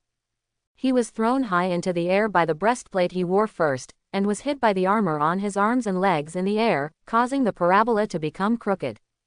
The last thing to catch up were the armor parts of the head and crotch. When those two parts snapped together with a bang, Tony let out a Farker's curse. Everyone present took a breath. Even Wenwu, who had been calm and composed since his appearance, raised his eyelids slightly, showing a look of surprise. Hiss. It's indeed a traitor's armor.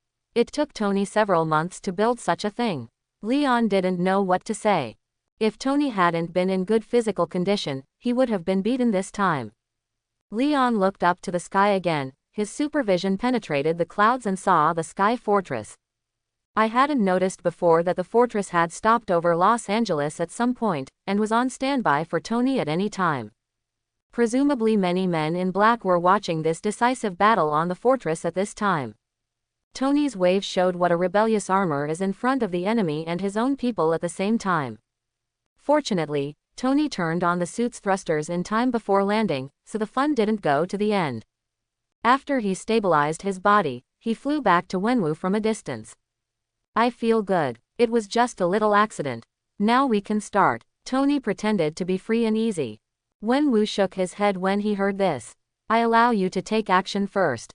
After 10 moves, you will die. He originally felt that Tony was no match for him. I looked at the scene just now that looked like a circus clown performing on stage. He didn't care anymore. Come on, let's fight quickly. Wenwu's hands shook, and the 10 rings on his wrists simultaneously bloomed with blue light, and mysterious power lingered on the rings. 10 moves. Are you serious? I'm sorry, I only need 1 move. Tony heard from Leon that the 10 rings in this civil and military hand even had the power to open dimensions. So he never underestimated this opponent. But we must not lose in terms of momentum. Tony launched a direct attack, raising his hand to fire a laser. When this weapon appeared in the movie, it instantly killed a large number of steel armors built by the villain as soon as it appeared. It has extremely strong cutting properties. At this time, the red laser struck Wenwu like a lightsaber. Such weapons obviously exceeded civil and military expectations. He, who always had an indifferent expression, was immediately shocked. He raised his hands hanging by his sides and quickly blocked them in front of him. But his movements were still a second too slow. The laser beam was blocked by Shawan in time, but it still hit the side of his face. Wenwu crossed his arms and pushed forward, and the force of the shock instantly dispersed the laser. He wiped the blood stains on the side of his face with his thumb, his eyelids were half folded, and the angry murderous intention was looming. 9 more moves. This time he reached back with his right leg, raised his hands, and became a little more serious. 9 moves. That's really a long time, but there's good news. The laser just now can only be used once. You can relax for now. Tony gained some upper hand and immediately started taunting mode. Wenwu, who was used to being in a high position, heard this and his eyes became colder. The 2 men may have been born to be at odds. They are the type who cannot tolerate anyone being condescending in front of them, but they are accustomed to showing a sense of superiority. When they meet, it's like sparks drifting into a gas station. It would be abnormal if they don't explode something. Tony flew in the air and launched a series of attacks without hesitation. Palm cluster cannon, chest-shaped energy cannon, small missiles. He used all the offensive weapons on the armor, no matter how powerful they were. It didn't look like an attack, but rather like a weapons experiment. It's not very harmful. Even the most powerful shaped cannon only pushed Wenwu back a few centimeters. The other party was not hurt at all. But it's extremely insulting. Wenwu's eyes were now as ferocious as an eagle, and his aura was as suppressed as if there were countless cold knives hidden around him. Tony completely pissed him off. But he also vigorously regained the place he had lost before. 10 moves, it's really not easy, right? My turn is over, now you can. Poof. Tony floated in the air, folding his hands and preparing to mock a few words. As a result, civil and military forces suddenly exploded. He jumped more than 10 meters on the spot, and the 10 rings of blue light on his arms skyrocketed. A punch hit the armor's chest. Tony directly turned into a curved prawn and fell to the ground from the air, raising a large amount of dust with a huge noise. But the civil and military offensive did not stall at all. He continued to pursue, fisted his hands in the air, raised them high, and landed on Tony's position like a mountain falling. The rumbling sound of impact echoed in the wind, and the earth seemed to tremble under the blow. If it were Tony before going to the world of Resident Evil, he would have definitely achieved semi-disablement after suffering such a heavy blow.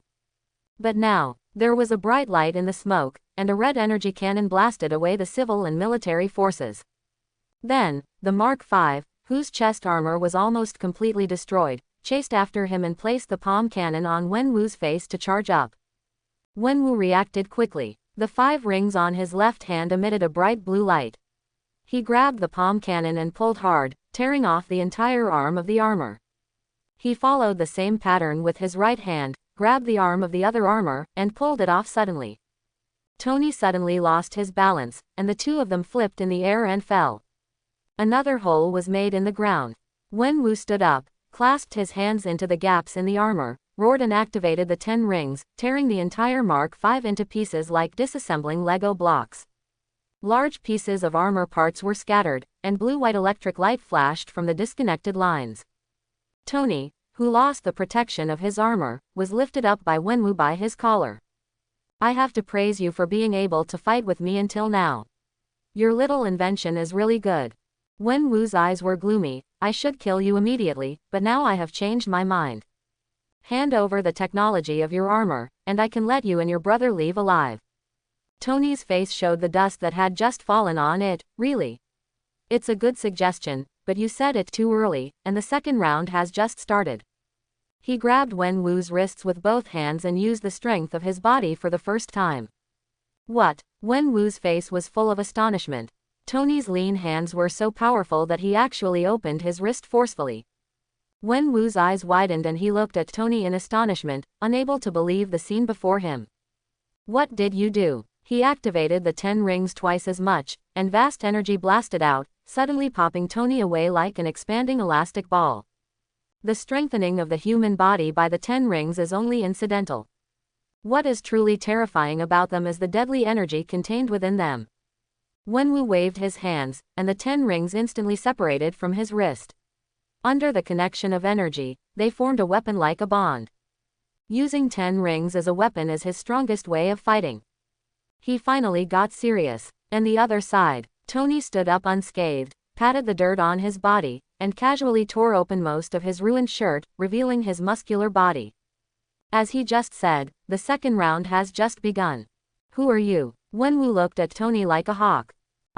Tony took out an arc reactor from his pocket and held it against his chest. The next second, countless black thread-like substances surged out of his body, gradually forming a new set of armor. I'm Iron Man. Black thread-like substance gushes out from the gaps between bones and muscles in Tony's fingertips, arms, and back. They were like flowing liquid, spreading silkily on Tony's body, covering his entire body. The arc reactor on the chest also lit up at this time. Electric current is connected to a terminal. The filamentous substance solidified instantly and turned into a armor as smooth as a mirror. This armor is completely black. It is obviously composed of filamentous material, but it still has a metallic luster. In the end, even the eyes of the armor lit up with lights, and the hands formed new energy cannons. What the hell? Not to mention the people from the 10 Rings gang, even Leon was a little dumbfounded. What the hell is this? Is this what biological armor is like? And not all E-molds remain in the Resident Evil world. What are these black filamentous substances? He subconsciously turned on the fluoroscopy and scanned Tony's whole body. Under that streamlined armor, countless threads connected the armor and Tony's body. And it extends into the subcutaneous tissue, passes through the gaps between cells, and leads to Tony's bones. Between the gaps in the bones, Leon saw extremely sophisticated electronic metal circuits. He could tell that the materials of those electronic circuits contained trace amounts of vibranium. And just a little bit of vibranium serves as the key medium. It is wrapped with billions of filaments. It is densely connected to the arc reactor located on the chest. There, cold nuclear power is converted into bioelectricity, which continues to power endless filaments. Leon understood. Tony implanted some kind of fungus and core components of the armor into the gaps in his bones. The SS3 type enhanced serum gave him the ability to bacterial control and bloodline parasitism control. At this time, it is powered by the arc reactor. Perfect combination with fungi. A stable reinforced structure is formed. It turns out that this is the new armor that Tony spent several months in the world of Resident Evil and mysteriously crafted. He wasn't exaggerating. This suit of armor really exceeded Leon's expectations and even shocked him. Mark VI is the name of this armor. Today is its first appearance. Propulsive flames spurted out from Tony's feet and flew into the air. This armor is obviously easier to control. He flew easily, like a fish playing in the water, as if he was controlling a part of his body. Of course you can also call it the fungus god armor. Come on, how about you all say hello to it and say, hi. Of course, the people from the 10 Rings gang would not say hello to a suit of armor. But they really felt the full sense of oppression from that armor. No one said anything. Well, It seems that none of you have any sense of humor. Tony waved his hands in the air and looked at Leon in the distance. Don't worry, these hyphae are not e-mold, but new strains cultured based on the mold when I was in that place. It's not contagious, and it doesn't have any messy things like human enhancement or modification properties. I call them fungus gods. The advantage is that they can reproduce at super speed and can increase all my abilities. Tony said. The palm cannon in his left hand disappeared and burned with blazing flames, his right hand also turned into a sharp mycelium sword. Now, halftime is over and it's time to start the second round. Tony suddenly descended from the air, entangled with fire and sword, stabbing Wenwu. The other side is already well prepared. Tony's new armor gives people a mountain-like sense of oppression just by looking at it. After the fight, Wenwu understood that this sense of oppression was a real and powerful fighting force. When the mycelium sword collided with the 10 rings, and fire shot into the sky. The two figures separated as soon as they touched each other, and then fought again. Tony is full of tricks. The armor on his hands sometimes turned into cluster cannons, sometimes into long whips, or sometimes into giant blades. The long whip is surrounded by high-temperature flames and binds civil and military officials. Named Poisonous Flame by Tony. The giant blade was 2 meters long, and it slashed down a prairie fire with one strike. He called it the flame knife of the fungus god. He tied and chopped, accompanied by high temperature and gunfire. For a time, the civil and military forces seemed to be overwhelmed, and the 10 rings danced in an airtight manner, exhausted to resist. No one in the 10 rings gang had ever seen someone fight to such an extent with their leader. A large group of people were all silent, not daring to miss any scene. Leon stood with this group of people eating melon indifferently. He crossed his arms and nodded, approving the combat power of Tony's new armor. This suit of armor can not only withstand the high temperature of flames, but can also transform into mimic forms at will. There is also a very obvious increase effect. After dressing up, Tony's strength clearly increased by 30 to 50%. Considering his basic strength of hundreds of tons, this value is not small. But even so, Leon still didn't think he could defeat Wenwu. The defensive ability of the 10 rings is extremely strong, and Tony has not been able to break through the defense even once. With the physical strength of these two people, if they continue fighting like this, there will probably be no results for 3 days and 3 nights. To end the battle, there must be changes. After a few more rounds of fighting, Tony also realized this and decisively retreated while spraying flames. He landed on the grass dozens of meters away and clasped his hands in front of him. Old Antique with a grimace, "Be careful, I'm going to get real now." Tony did not forget to give Wenwu a nickname. The armor on his hands flowed and combined into a giant narrow cannon. The cannon body was much larger than Tony himself, like a sea shark with its mouth wide open. Leon from a distance recognized it at a glance. It was an electromagnetic gun developed by Umbrella. Or rather a current cannon. When activated, it will emit a huge impact current instead of firing shells like a conventional electromagnetic gun. Inspiration from another world that you're sure to enjoy. Tony started to build up his energy. The muzzle of the electric current cannon formed by his hands danced like a thunder snake. The grass clippings floating in the air were affected by the electromagnetic force and began to rotate around Tony. The electric light from the muzzle became more and more dazzling, and the grass clippings rotated faster and faster. The current energy storage ends after 2 seconds. A silver-blue electric current gun, 1 meter thick and as thick as a thunder spear, suddenly spurted out. The turf rolled and the soil tore wherever it passed, penetrating through all obstacles and shooting directly at the civil and military forces. Wenwu actually didn't interrupt Tony. He waited until the current cannon was fired, then his eyes focused, he clasped his hands together, and controlled the 10 rings to rotate in front of him and reunite them, and the mysterious energy suddenly superimposed and surged. The next second, the energy defense composed of 10 rings collided with the spear made of electric current. At this moment, the picture in everyone's eyes seemed to be shaking. An invisible shock wave spreads from the point of impact. The turf within a few meters was mixed with flying soil. A large amount of grass clippings and sediment were scattered in all directions like raindrops. The strongest thing about the current cannon is its penetrating power. However, Wenwu blocked the shot head-on. He was thrown backwards and landed on the ground with a backflip, but his hair was a little messy. I also want the skills of your armor. Wenwu showed admiration. Wenwu acted very relaxed. Then Tony couldn't relax. His slightly contented expression turned serious. Just now he thought he had the upper hand. But now it seems that it was just that the opponent was unable to show its true strength in a hurry and close combat. He distanced himself, but did something stupid. Tony suddenly realized that Leon's evaluation of the leader of the Ten Rings gang was very objective.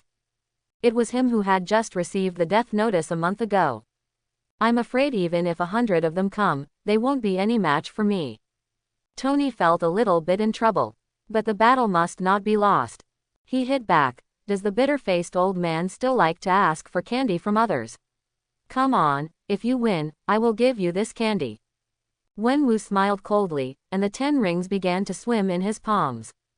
His way of exerting force has changed, and his movements are both hard and soft, just like the autumn wind sweeping the fallen leaves, or like meandering water flowing through the mountain stream. The energy of the 10 rings began to merge and superimpose. Suddenly he punched out. The 10 rings overlapped each other and exploded in a ball of blue energy, blasting towards Tony. Tony subconsciously turned on the thrusters to dodge, but Shawan followed. He could only choose to condense a mycelium shield with his hands as a defense. However, after colliding with Shawan, the shield immediately shattered without resistance. The black fungus died instantly under the terrifying energy and scattered in the air. Tony was also knocked to the ground in embarrassment. When he stood up again, a large piece of armor was missing from his chest. However, when there is sufficient energy, the mycelium divides quickly, and the gap in the armor is repaired in a few seconds. The fungus that was born out of the Resident Evil world is so unreasonable. Tony still remembers it. In another world, he was destroying the zombie army with the new human army.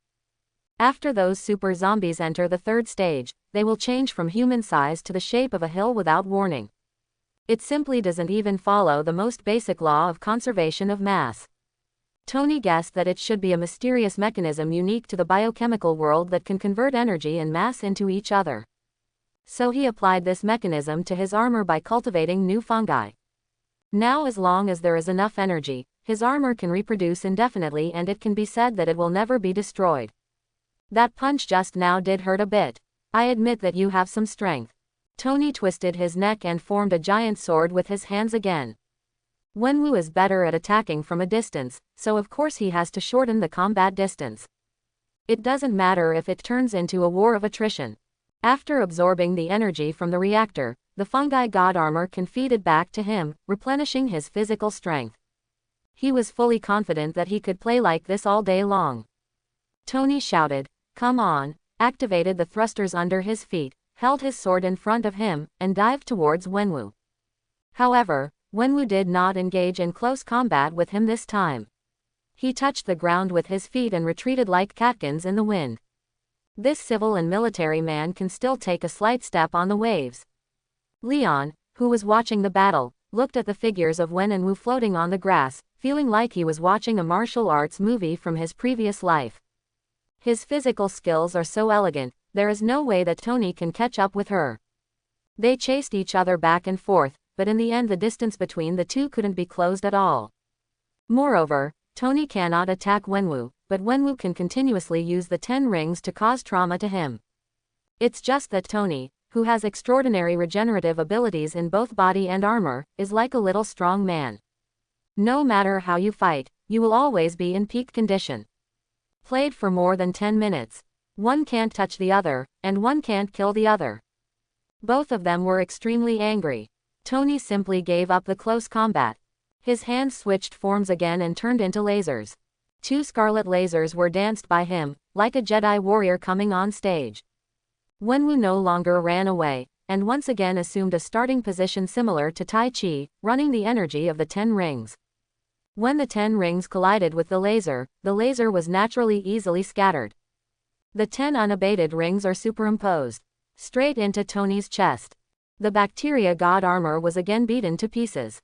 This time even the reactor was turned into scrap metal. However, Tony was still flying in the air, so he took out a new arc reactor from his pocket and put it on his chest, and the bacteria god armor was restored as before. Over and over again. Wenwu gritted his teeth. He retracted 10 rings with one move with both hands, charged up energy again, and attacked again. This time he chased Tony and launched a combo. Every time Tony's armor was repaired, 10 rings would hit him again. One of the two was flying in the air, the other was chasing on the ground, and the situation was reversed again. This is an even match.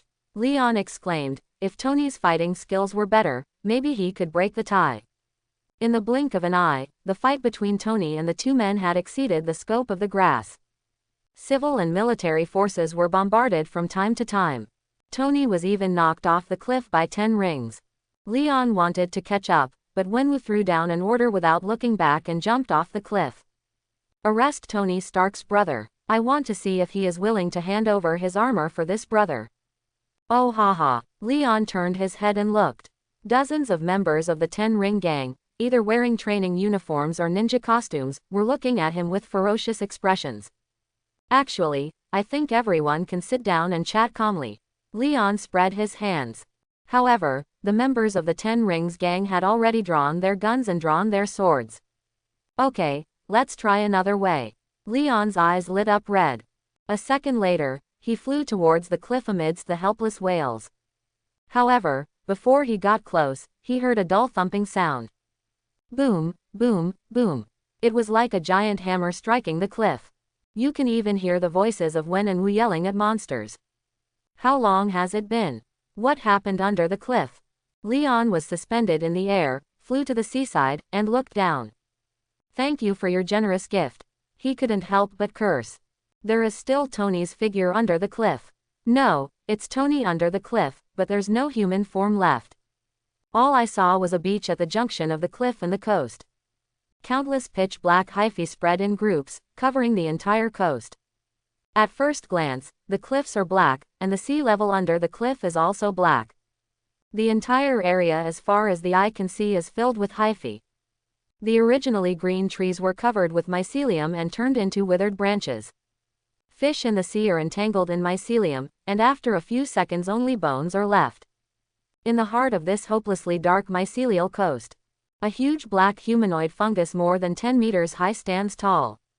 And Tony was on the chest of that organism. His chest and cheeks were exposed. The limbs and head are submerged in the huge bacterial body, and are connected by hyphae that grow from thin to thick. When he waved his hand, the giant bacteria waved too.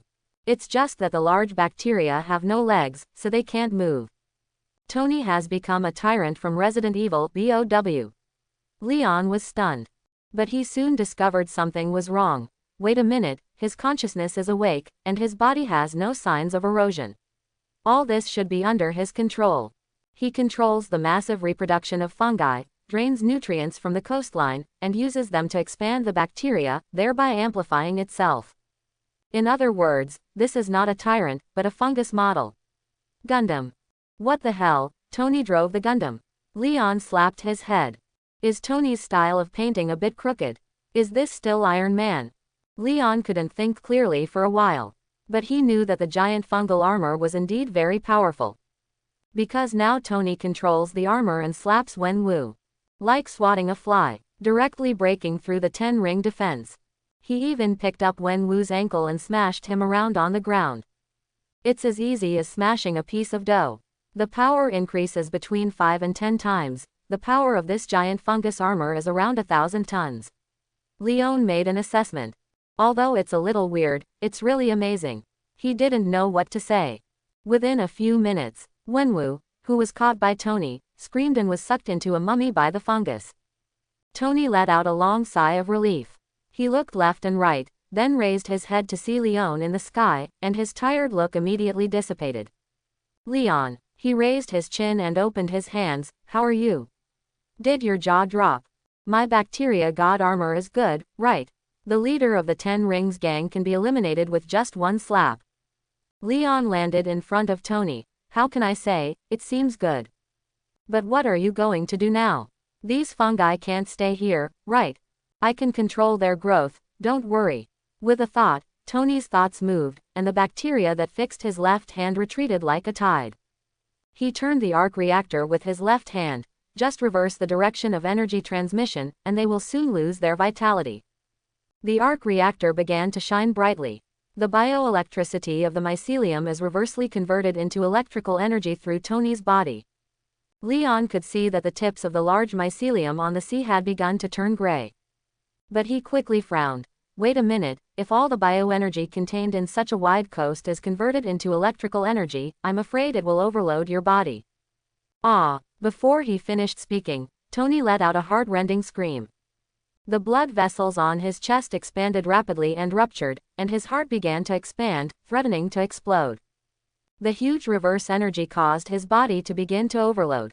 Leon grabbed Tony directly, pulled out the arc reactor and crushed it with his bare hands. I knew you were unreliable, he complained. Heat rays erupted from his eyes, and with a few breaths, all the hyphae were burned together with the cliffs and coasts. The originally green coastline turned into a lava layer in the blink of an eye. After being covered by seawater, only a dark stone wall was left. Tony gasped and looked at this scene with a wry smile. It was originally under perfect control, but something unexpected happened. I probably have to adjust the energy return path again.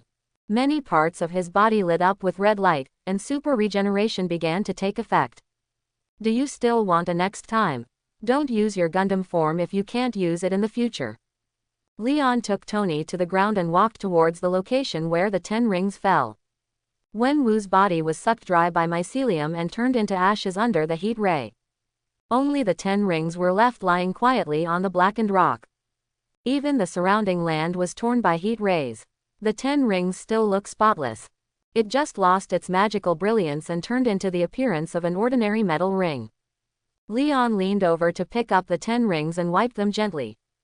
Tony stepped forward and looked. Why don't they light up like light bulbs? Maybe there is a switch hidden somewhere else. Or is it touch or voice activated? Tony was obviously playing tricks. What voice control? You really think these 10 rings are household appliances? Leon was amused. They are controlled with thoughts, just like your hyphae. Look, his eyes narrowed slightly, and he easily communicated with the 10 rings, and the ordinary iron ring shone brightly. It's just different from what it is in civil and military hands. This time they bloomed with white gold light, like 10 diluted suns, rotating around Leon. How do you feel? Tony was very interested in these 10 rings that could rival his armor. There is a huge amount of energy running inside them, huh? This energy is starting to strengthen me. Leon spread his hands and his body floated naturally. The 10 rings wrapped around him like a halo and moved up and down. Leon landed again after a few seconds, not satisfied with the strengthening of the 10 rings. Unfortunately, the strengthening is not very strong, and the strength has increased by about 1%. Tony's eyes widened. 1%, 20,000 tons. Or 40,000 tons. Can these 10 rings increase a person's strength so much? The single arm has increased by about 20,000 tons. This should not be its limit, but it is not suitable for me. Leon controlled the 10 rings on his wrist. Isn't the adaptability of civil and military skills incredibly low? His strength is only a few dozen tons. It's different. My physical fitness is high enough and I can hold more energy. Leon turned the 10 rings. The 10 rings strengthen Wenwu's physical fitness hundreds of times. Maybe he is more suitable to use the 10 rings than me. In addition to strengthening physical fitness, the 10 rings can also give people a long, even permanent life. No, you said eternal life. Are you serious? Tony couldn't believe it. Of course it's true. Wenwu lived for thousands of years without dying, but I don't feel any change in lifespan now. Is it because you are still young? Maybe. Leon waved his hand. But the most powerful power of these weapons actually lies in themselves. He suddenly punched the sea. The 5 rings are arranged in a straight line and shot out like a javelin. The sea in front of the 2 people was suddenly divided into 2, and the waves rolled more than 10 meters high, exposing the seabed in the offshore area. That's their power. Leon didn't exert any force with this punch, he just controlled the 10 rings to destroy it. With a move of his wrist, the 5 rings returned and were wrapped around his forearm. The seas that separated the 2 sides also joined together again. Countless water splashes collide and break into water droplets, splashing on the shallows like drizzle. Tony's eyes lit up. I suddenly had a bold idea. You want to use the 10 rings on the armor? Leon immediately followed his brain circuit. Maybe the 10 rings are really suitable for Tony's fungus armor. In Leon's opinion, this suit of armor is quite similar to another Tony's symbiote suit in the comics. Maybe it's a little inferior in terms of combat power, but it's definitely not far behind in terms of potential. If 10 rings are added to it, its power will be fully exerted. Maybe Tony can use the bacteria god armor to look a bit like the celestial armor in the comics. It's not impossible. Well, this is your trophy. Let's try it first to see if it can be used. Leon controlled the 10 rings and flew to Tony. It can be said that this attack by Wenwu was entirely solved by Tony's own strength. And Leon just acted as a spectator. At most, a few of the intrusive soldiers were eliminated. Therefore, it is not an exaggeration to say that these 10 rings are the spoils of Tony after defeating Wenwu. When a warrior defeats the Demon King, he must upgrade his equipment. This is normal, right? Is this still worth trying? Tony took the 10 rings lovingly and put them on his arms respectively. Now let's see how my suitability is. I think it will be a 100% match. He clenched his hands into fists with great anticipation. Leon, I'm going to become Superman too. Haha. It can be seen that Tony actually wants to use the 10 rings to build an anti-Superman suit. Hey, he tried to control the 10 rings with all his strength. However, the 10 rings did not move at all. His back muscles bulged, imagining that all the power in his body was flowing to the 10 rings. Yet there was still no movement. Tony was a little anxious. He half squatted down and tried his best to suck the milk. Tony's roar hovered over the seashore. He's like an obsessed otaku imitating his Super Saiyan transformation while naked. However, despite the louder and louder voice, it still failed to cause any change in Shawan. Shet, Tony shouted until his neck turned red before he finally gave up and stood up with heavy breaths. He didn't know whether it was embarrassment or lack of oxygen after shouting for a long time, but he felt his face burning. He was confused. It was obvious that this was how he manipulated Leon just now, right? Am I not suitable? Tony frowned as he looked at the ring in his hand. Leon reminded, how about you change your position and try again? How to try? Tony was stunned for a moment. Perhaps different people use the 10 rings in different ways. How about you try calling the magical girl to transform while communicating with the 10 rings? Tony's face darkened. Are you serious? Forget it, you should use this thing. It will be an increase of 20,000 tons. Leon didn't answer. I don't need it, it's only 20,000 tons, what can it do? Just keep it and study it slowly. Research. By the way, let's go back to the fortress and try it with high-frequency current. Tony opened his mind. I don't believe I can't use these 10 rings. If it's really useless, I'll melt them down in the fortress. He took out an arc reactor and put it on his chest, put on the fungus god armor and flew into the sky. Leon laughed dumbly. No, maybe they need a specific state of mind to resonate. Let's call the magic girl to transform first. Shut up. Tony nodded and flew towards the fortress. As a result, after several days of exploration and subsequent experiments, Leon was indeed right. When you resonate with Shawan for the first time, you do need to have relatively stable emotions. To describe it in a hard-to-talk way, it means having the state of being as good as water. After the first resonance, it becomes very simple to control it again, and you can control it with just a thought. Tony complained about this for several days. It was just a weapon, how could it be related to his mental state? While Tony and Wenwu were having a decisive battle. On the other side of the world, Nick Fury, who is under supervision, is not idle either. Although he was unable to access the internet when he was imprisoned, he was also unable to contact the outside world. But Fury always has his own intelligence channels. He must find out Superman's true identity. Such an unknown and mysterious powerful man is really too dangerous for the Earth. However, a week later, his informant still failed to provide him with any useful clues. On the contrary, it was Tony Stark who was recommended by him. After the Security Council conducted detailed background investigations on it, the corresponding report was also sent to him and a copy was sent here. And asked him to read it carefully. I once stayed with 7 cover girls at the same time. Our new director is really charming, isn't he? Nick Fury flipped through the report about Tony casually, not paying much attention to it. He already knew Tony's past very well, and there was nothing suspicious about it. Even after returning from Afghanistan, the other party has even changed a lot of his bad daily habits. It seems that he has the mentality to shoulder the responsibilities of S.H.I.E.L.D. The only thing we need to worry about is that this guy will date all the female agents in the Bureau. After all, look at this background check report. The worst thing Tony Stark ever did on his own initiative was partying for weeks on end. This article in the report was given a frivolous comment by the Security Council. But in Nick Fury's view, this is really not a problem. He flipped through the report in his hand idly, thinking it was just to pass the boring time during his imprisonment. Look at this, he spent $1 million to persuade his brother's first girlfriend to leave. Oh, our boy of steel is still an old school parent. And the rest, are all the things he did to his brother Leon. When Leon wanted to start a company, he invented and provided money.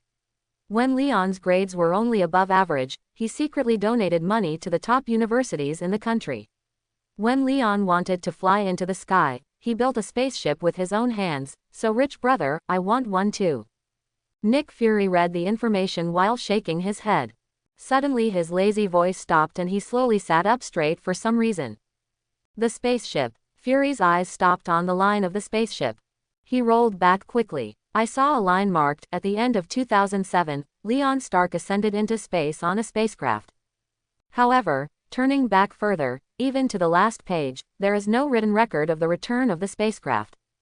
It is impossible for the Security Council to miss such details when conducting backup investigations. In other words, the spacecraft that flew into space half a year ago has not returned to Earth yet. Coulson, we all met Leon Stark a month ago, right? Fury suddenly shouted upstairs. The thumping of the drum kit upstairs stopped. Coulson replied, yes sir, the day Tony Stark announced that he was Iron Man, we all met his brother Leon, and you were kicked out of the villa by him. That's really impressive. Nick Fury lowered his head and tapped his index finger on Leon's photo in the profile. Now I know why the Security Council asked me to read this information. It turns out you are Superman, Leon Stark. It's such a relieved truth. The spacecraft is still floating in space, but people have returned to Earth. The time when he appeared again half a year later coincided with the time when Superman appeared. Tony Stark also showed his attitude at the hearing that he and Superman knew each other. With so many clues in front of us, no matter how unbelievable it is, we can still deduce the facts. Nick Fury paced around the room. Iron Man, Man in Black, Superman, the three forces that suddenly appeared turned out to be just one party. Is it possible that the exposure of Hydra was also their fault? Why they did it, maybe had something to do with Howard Stark. Nick Fury sat back in his chair and looked at Leon's photo. However, at least Superman's identity is known, and he, can barely believe it. Perhaps we can drag the two brothers into revenge. Tony Stark has already renamed S.H.I.E.L.D. to the Avengers. Luo Dan suddenly remembered that the Avengers he had longed for had become Tony's. He jumped in anger for a moment. After calming down, he looked faintly and suddenly realized. The Stark brothers have mastered the most powerful force and the most important power on the Earth today. They are no longer restrained. Among them, Tony is still in the position that Nick Fury personally pushed him to. This made Fury suddenly feel upset again. Perhaps when the imprisonment is over, it's time for me to go to Tianjin Bureau and have a good chat with Rambo. He whispered to himself. The day after defeating Wenwu, Tony was busy researching the 10 rings, transforming the fortress, and forming the Avengers. And Leon had already packed his bags and got on the plane to Nepal. The ultimate goal of this trip is to study at Kamal Taj. Leon had reason to believe that the ancient master, who owned the Time Stone, already knew everything from the time he decided to visit. So to show sincerity, he didn't even consider going to the sanctuary on Brick Street in New York. It's about abandoning the near and seeking the far. I chose to come to the door in the ordinary way. Take a flight to Kathmandu where you will find Kamal Taj's headquarters. In his imagination, he will use his own steps to measure every inch of Kathmandu. It's all about travel. While searching, you can also visit the famous Pashupatinath Temple and Budhanath Stupa. For this reason, Leon also asked Jarvis to help make a 3-day and 3-night travel guide. However, Leon had just gotten off the plane. A black man wearing a hooded robe stopped him outside the airport. The black man put one hand in front of him and bowed respectfully. "Dear Mr. Superman, the Supreme Mage asked me to say hello to you on her behalf. Please come with me. I have already found a scooter to go to Kamal Taj." Oh, okay. Lyons thought before he could even turn the corner, he had already followed the black man into the car. "I'm Carl Mordo. Mr. Superman, just call me Mordo. You just got off the plane and you can take a break. We'll be there soon." Okay, thank you for your hard work." Leon looked out the window at the flowing street scene, transitioning from suburbia to downtown, and then into the ancient temple area. He was caught off guard. The 3-day and 3-night travel plan we made seemed to be over before it even started. Kamal Taj, who thought it would take him a long time to find him, actually went directly to the airport to pick him up and gave him a home away from home service. More than 10 minutes later, Modu parked his car at a street corner and actually trotted to open the door for Leon. He took Leon's luggage with both hands. Leading the way, he said that the location of the sanctuary was inconvenient for parking, so he had to walk there, and I felt sorry for Superman that you had to take a few extra steps. Leon nodded repeatedly, saying that it was all right. But it felt a little strange. I thought to myself that since we have all been picked up, you, Archmage Modu, will land directly in front of Gui as soon as the portal opens. You have to take a car and walk, so how can you have more sense of ceremony than him, a foreigner who comes to visit you? Don't blame Leon for being wildly imaginative, it's just that the development of things was completely different from what he expected. Modu led the way, pushed open a dilapidated wooden door, and took Leon into the back of the quaint and elegant inner hall of Kamal Taj. Leon was even more surprised. Once inside, 2 female mages came forward to help him take away his backpack and take off his coat. The 2 male mages cautiously took out the cushions, patted them to remove the dust, and stretched out their hands to signal him to take a seat. After Leon sat down awkwardly cross-legged, the 4 people retreated to the corner of the inner hall. "Please drink tea." Another gentle voice came from the side. "Okay, thank you." Leon smiled back, took the tea, and was about to take a sip and quickly praised the tea. Suddenly his eyes widened. Gui. The person kneeling and serving tea next to him was the Supreme Mage Ancient One. "It's me. Welcome to Kamal Taj, Mr. Leon." Gui had a calm expression on his face, wearing a brown and yellow robe, looking like a master, and smiled at Leon. "You know me. Of course, you really should know me." Leon looked at the bald man in front of him and determined that it was the hairstyle of a strong man. "I mean, you guys don't seem to be the hospitable type, but today I was picked up from the airport and served tea, which really flattered me. Maybe you want me to do something for you." Leon thought of a certain world consciousness that was fawning over him. He took a sip of tea. "This is honey tea.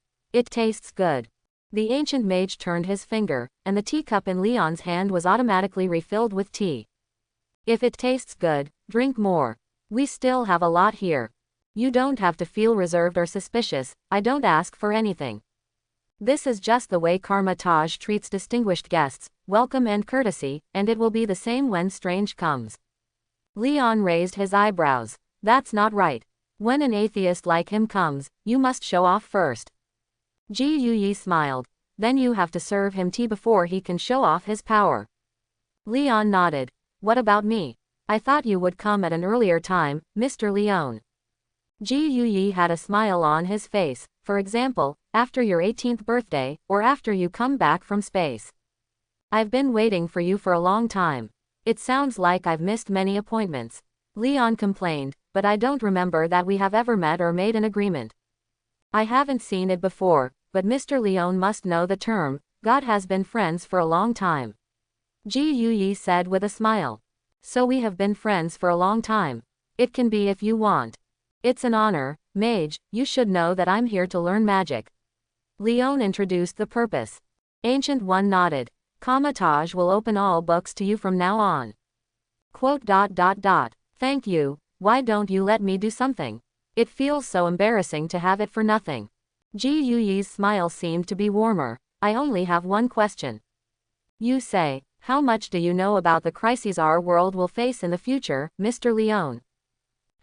Domu, the Infinity Stones, and Thanos. You really know a lot. Besides that, is there anything else? And multiverse crisis. That's what I want to say. I'm afraid the time for the crisis is very close. Ji Yi said. Leon's flabby back straightened. How to say?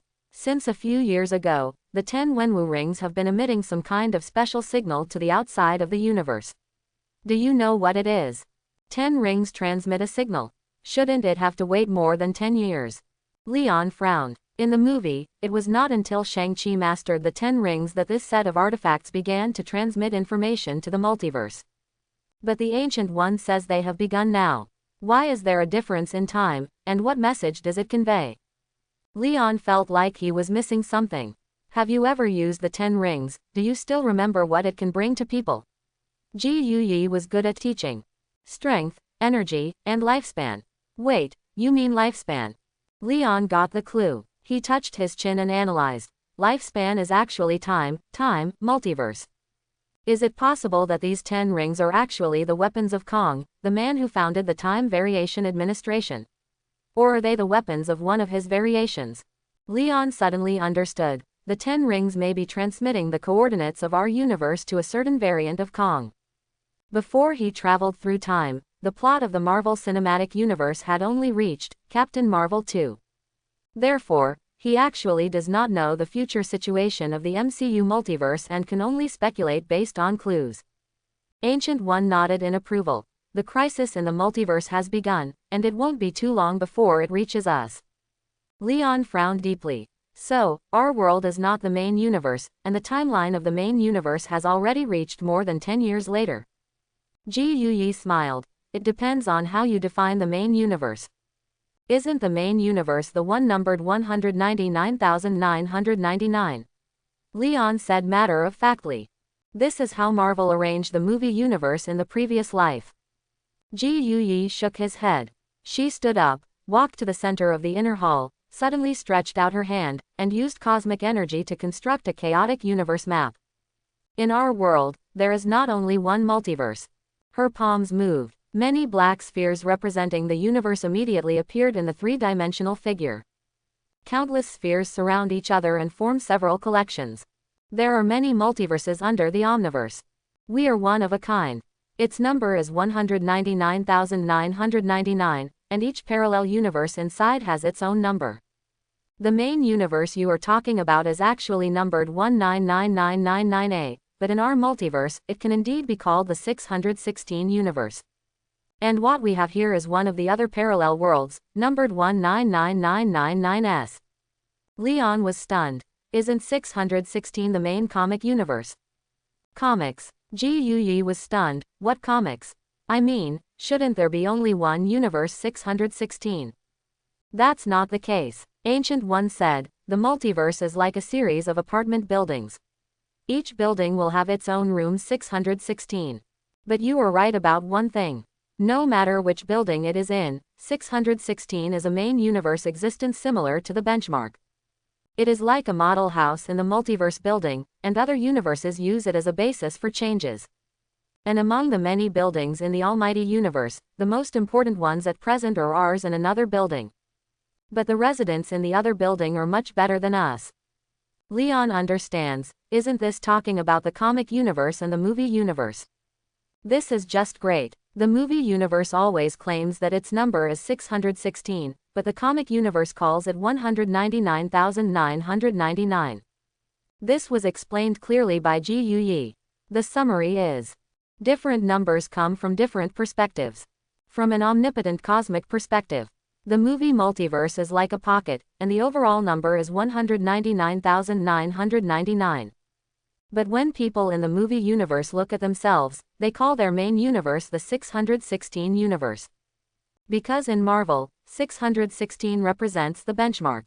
So, our baseline universe has already started fighting a multidimensional war. Leon asked. Yes, and the 10 rings will be one of the triggers that brings the flames of that war here. Then I'll go back and ask Tony to block the 10 ring signal.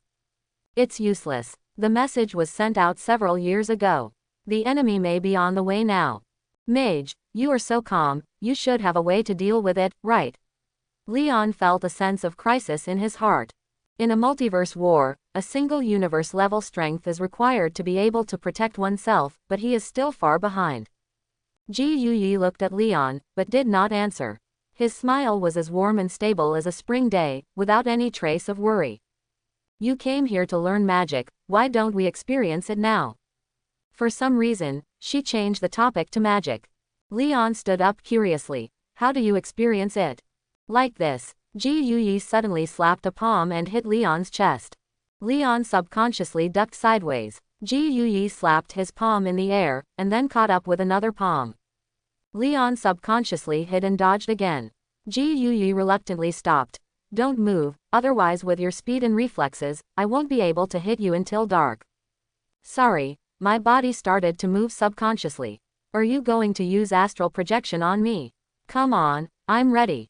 Leon puffed up his chest. He had wanted to experience magic for a long time. Ji Yuyi slapped another palm, this time hitting Leon firmly on the chest. A strange feeling suddenly came to Leon's heart. He felt as if he was about to break free from some kind of restraint. However, a few seconds later, he looked at Ji Yuyi in front of him and blinked. It hasn't started yet. It's over. Your physical body is too strong, and you also have some strange ability to protect your consciousness. This makes your soul extremely stable, so you need to use more strength. Ji Yuyi explained. Leon was stunned when he heard this.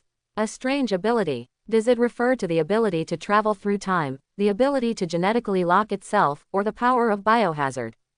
He didn't delve further. Because the palms of Gu's hands were touching each other, they actually started to accumulate strength. Modu, who had been standing nearby, was dumbfounded. He looked at Leon and twitched the corner of his mouth. This was the first time he had seen someone who could invalidate the spell cast by the Supreme Mage. I saw cosmic energy surging in Ji Yuyi's palm, and a few seconds later he clapped his palm again, his expression much more serious. This time Leon's soul was captured instantly. But only the upper body. His translucent upper body soul rushed out of the body, but the lower body remained inside the body. I saw the back of my own head. Is this astral projection? Master Ancient One, I want to learn this. Leon's soul moved his arms and realized something was wrong. Wait, where are my feet? Why are they still in the same place? He tried to float up, but his body pulled at the lower half of his soul, forcing him to twist in place. Why do I feel like I have become an earthbound spirit? He looked weird and could even control his lower body to move. Ji Yuyi was helpless. Let's stay here for now. You can wait until you learn astral projection and try it yourself. I want Leon's soul to completely leave his body. She would have to use more mana. But she has been continuing her life by absorbing the energy of the dark dimension. With her current physical condition, if the spell casting intensity is too high, the aura of the dark dimension will be exposed. Although the Ancient One doesn't mind using these dark energies. But it's best not to let other mages misunderstand. Not long ago, her favorite disciple Cassius betrayed Kamal Taj. If the mages were misled into thinking that even she, the Supreme Mage, had joined the darkness, then Kamal Taj's people's hearts will be scattered. With one move with one hand, Ji Yuyi released the spell and allowed Leon's soul to return to his body. Although I've only experienced half of it, it's really magical. Leon looked at his hands. Master Ji Yuyi, when will we start teaching? Wait until Modu arranges a room for you and gets you familiar with this place. Ancient One is also willing to teach Leon to learn magic, and she sees some hope in this young man. Master Modu, who had led the way before, stepped forward again. He changed his title. Mr. Leon, please come with me. After learning the magic, Leon will naturally be considered a member of the mage. As the Archmage, Modu has regarded him as one of his own. Sorry to trouble you, Modu. Leon nodded and left the inner hall. The two of them walked around and visited, passing by a martial arts training ground, a group of ancient buildings, and the most important library, before arriving at their residence. This will be your room from now on. Over there is the toilet, next to it you can meditate, and here is the Wi-Fi password. Mordo handed Leon a note. Then he half bowed and left with a bow. I won't interrupt you anymore. When you are ready, please go to the inner hall to find the Supreme Mage. She will teach you how to practice magic. Leon was the only one left in the room.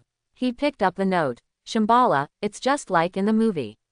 This password won't be changed for 10 years. However, the transliteration of Shambhala refers to the Pure Land in Buddhism, which is consistent with the esoteric organizations such as Kamal Taj. Leon simply cleaned up the house, took photos and sent them to Shirley and Tony, and then approached Ji Yi again. Ancient Yi and Leon sat opposite each other. The teaching process is straight to the point. Before learning magic, you must first understand magic and understand why you want to learn magic. This is very important to us mages.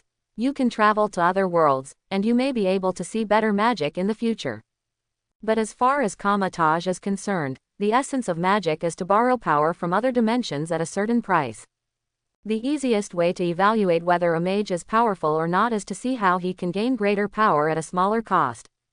Listen to what Ji Yi said here. Leon couldn't help but say, "A person like you who borrows money and never returns it is the most powerful mage, right?"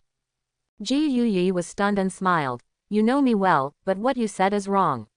The most powerful mage will directly devour the person whose power is borrowed and turn it into his own power." Hey, Master Ji Yi, don't let other mages hear these words, they will go crazy. Leon twirled the teacup. "This is why you must be clear about your purpose before learning magic." Ancient One said, "Only by firm and pious faith can one not be deceived by power, although sometimes there is only a thin line between piety and madness. Leon, I can see that you have a firm pursuit of becoming stronger. This is what you learn magic for. Remember it and never become complacent and always choose to pursue stronger. Maybe one day, you can reach the realm of Agamotto." Leon didn't expect that Ji Yi would say this. "You seem to be very optimistic about me. Of course, your talent is no weaker than Strange's, and you have unlimited possibilities in the future." Ji Yi drew a portal in the air with his fingers and took out several thick tomes. "Your body is extremely powerful, and it is destined to attract the covetousness of the dimensional gods. This is your most powerful talent for learning magic. In other words, the demon gods will be very willing to lend their power to Leon. Although Kamal Taj's books are all open to you, I suggest you start with the magic of Vishandi. The trinity of Vishan emperors are the followers of Kamal Taj. Their magic is more stable and the cost is much lower." Ancient One showed the book in her hand. Key of Solomon, Code of Dominance, Heart of Hoth. They are all the most basic introductory books on magic. Leon took a few books. "It seems that you are not going to teach me, but want me to learn on my own." Ji Yi smiled. "I believe you can learn much faster by reading than I can by dictating." "Okay, you're right." Leon finished flipping through the book in a few seconds, then closed his eyes and began to digest. After a few minutes, he opened his eyes and waited for the teacher in front of him to ask questions. But Ji Yi did not ask any questions, but immediately took out the book again and handed it to Leon. Slowly, as the sky gets darker, there are more and more books around Leon. When he opened his eyes again, put down the books in his hands, and was about to take the new book that Ji Yi continued to hand him. But the answer was empty. No more. Leon was still confused. The feeling of wandering in the ocean of magic knowledge is so fulfilling that people don't want to stop. These are my recommended books. You can try to explore freely in the future study. Furuchi pointed to the side of the confused Leon. The spacious inner hall was filled with magic books with yellowed pages at some point. At a rough count, there are at least more than 700 copies. "You mean I've already left the army?" Leon closed the book in his hand and turned the pages, revealing the title, The Book of Cagliostro, on the front page. Ancient One denied. "I didn't teach anything, only you are your own teacher." "Then it seems I still have to learn in the future." Leon understood Ji Yi's reminder not to be complacent. Ji Yi nodded happily, stood up, opened the door and left. "It's getting late. Go to bed early. Of course, it may be time for you to bask in the sun." Leon didn't go to bask in the sun. Before finding Kamal Taj, he has reached his limit. The strength of a single arm is 2.07 million tons. Now even if he continues to bask in the sunshine in the world of Resident Evil for a few years, the subsequent growth will be minimal. In the past, when I was basking in the sun, it was like a very hungry person eating. So now he is basking in the sun, that is, continuing to eat melon seeds after drinking and eating, which is better than nothing, and even a little bloated. After returning to his dormitory, Leon took out the hanging ring that Ji Yuyi left behind when he left. The hanging ring can be used to open portals, and can also be used to assist in communicating with other dimensional worlds. He sat cross-legged on the bed, put on the hanging ring, began to meditate and try to find a creditor, and was prepared to fail in the first attempt. However, the process of borrowing power went very smoothly, even beyond Leon's expectation. Normally this is a process that requires a high degree of concentration. For ordinary mages to learn to use the hanging ring, it takes anywhere from several days to several years. But Leon is distracted and controlling various superpowers at any time in his daily life. Concentrating couldn't be easier for him. His consciousness easily enters the dimensional world, like a piece of flesh falling into a school of sharks. As soon as he showed up, countless strange or huge and mysterious consciousnesses surrounded him, eager to sign a contract with him. That swarming scene. It's like a bunch of bank managers sitting around doing nothing. But suddenly I saw a rich man who owned an oil field approaching with a certificate of assets and shouting if anyone could help with the loan business. They rushed forward without even a moment's hesitation, and they all squeezed their heads. Just to go up and say to this rich man, if you can't borrow, you will suffer a loss, if you can't borrow, you will be fooled. If you want power, look at me, I offer low-interest small loans. Leon naturally welcomes everyone. No matter what kind of demon god he was, he signed a loan contract with everyone he came to, and even Demomu didn't let him go. Since he doesn't intend to pay it back anyway, he must borrow as much as he has. Moreover, because of strength, others who use the same magic have to pay the price of gastric perforation, such as Strange. And he only needs to pay a few drops of blood or a few hairs. These are already considered useful magic materials for the Dimension Demon God. Wait until Leon opens his eyes again. He pinched the seal with both hands, and with a flick of his palm, he used the 2 rings of Gogorodor. After slightly changing the seal, the 2 defensive rings exuding the light of the arcane became an upgraded version of the Seraphim Shield. This defensive magic is already the strongest among Kamal Taj's orthodox magics. In the movie Endgame, the mages can even use it to withstand the energy attack launched by Thanos' spaceship from an altitude of 10,000 meters. Leon switches seals again. The Seraphim Shield disappears. A golden sword condensed in his hand. This is the sacred sword of Emperor Weixin, specialized in defeating dark creatures and magic. Leon continues to practice. Orthodox magic appeared in his hands one after another. It was as if he was a great mage who had been immersed in magic for many years, but was just recalling his own spells in his spare time. And after running out of orthodox magic, he still has dark magic. Leon crossed his hands in a seal and deliberately opened a mirror space. It took him a few seconds to cast this more complicated magic. Prism-like spatial fluctuations quickly covered Kamal Taj like a veil. Leon walked out of the house and punched out.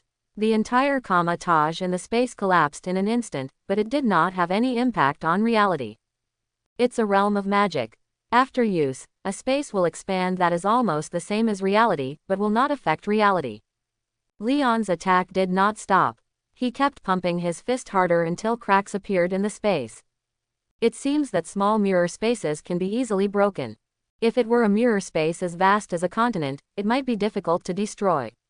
Leon made a judgment. He stopped punching and started practicing dark magic.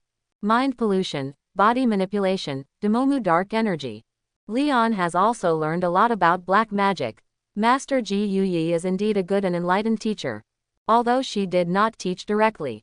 But the books given have already set a complete framework for learning spells for Leon.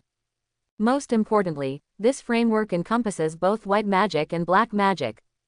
He only needs to keep stacking new things on the framework to grow quickly. The quickest way is to read through the collection of books in Kamal Taj. Early the next morning, Leon was stopped by Mordo on his way to the library. Mr. Leon, I heard Venerable Ancient One say that you have already started. What an astonishing talent. Mordo clapped his hands and exclaimed. I'm training other new mages. Do you want to join me? This may help you master the post-entry skills faster. Mordo felt that his teaching was very good and might be able to help Leon. Thank you, but training is not necessary. Leon nodded and refused. He didn't explain too much, he just made a seal in his hand and threw out a seraphim shield. What is this? Modu was startled by the sudden appearance of a large energy shield. Seraphim. But, how is that possible? Modu felt like he was looking at a monster. It's only been a day. How could you possibly learn this? Leon shrugged. This is a small stove set by the Supreme Mage himself. You know, it has to have some effect, right? Is this the effect of using a small stove?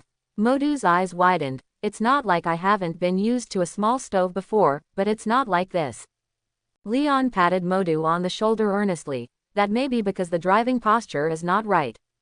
I will not participate in the training together. Master Ji Yuyi also arranged a lot of books for me to read. We will discuss magic together when we have the opportunity in the future. Okay. Modu stared blankly at Leon leaving. Is it true that Superman can even learn magic at a superhuman speed? He suddenly thought of something again and reminded loudly, Mr. Leon, the librarian is a newbie and may be a bit rigid. Please forgive me. Leon made an okay gesture towards the back. A few minutes later, he met the newcomer. Modu said, Hello, I am the king. The Supreme Mage has specifically asked you to read any books here. The newcomer stood up and gave a half bow. This is a fat man who looks to be in his prime. He has short eyebrows and wide cheeks, and his small eyes are wide and serious. After saluting, he immediately started to warn. But I suggest you don't read those locked and forbidden books first. They are also open to all mages, but few people read them. In addition to being too profound and difficult to understand, it is also because the forbidden book contains the power of taboos, which can easily lead people to go astray. The last librarian was hanged here by the traitor Cassius, who went astray after reading banned books. Leon understood. I understand. Don't worry, I promise I won't hang you when I go astray. Wong nodded solemnly. That's good. If you can't find any books in the future, you can ask me. Wait, did I hear wrong just now? I hope everyone will support it and subscribe more.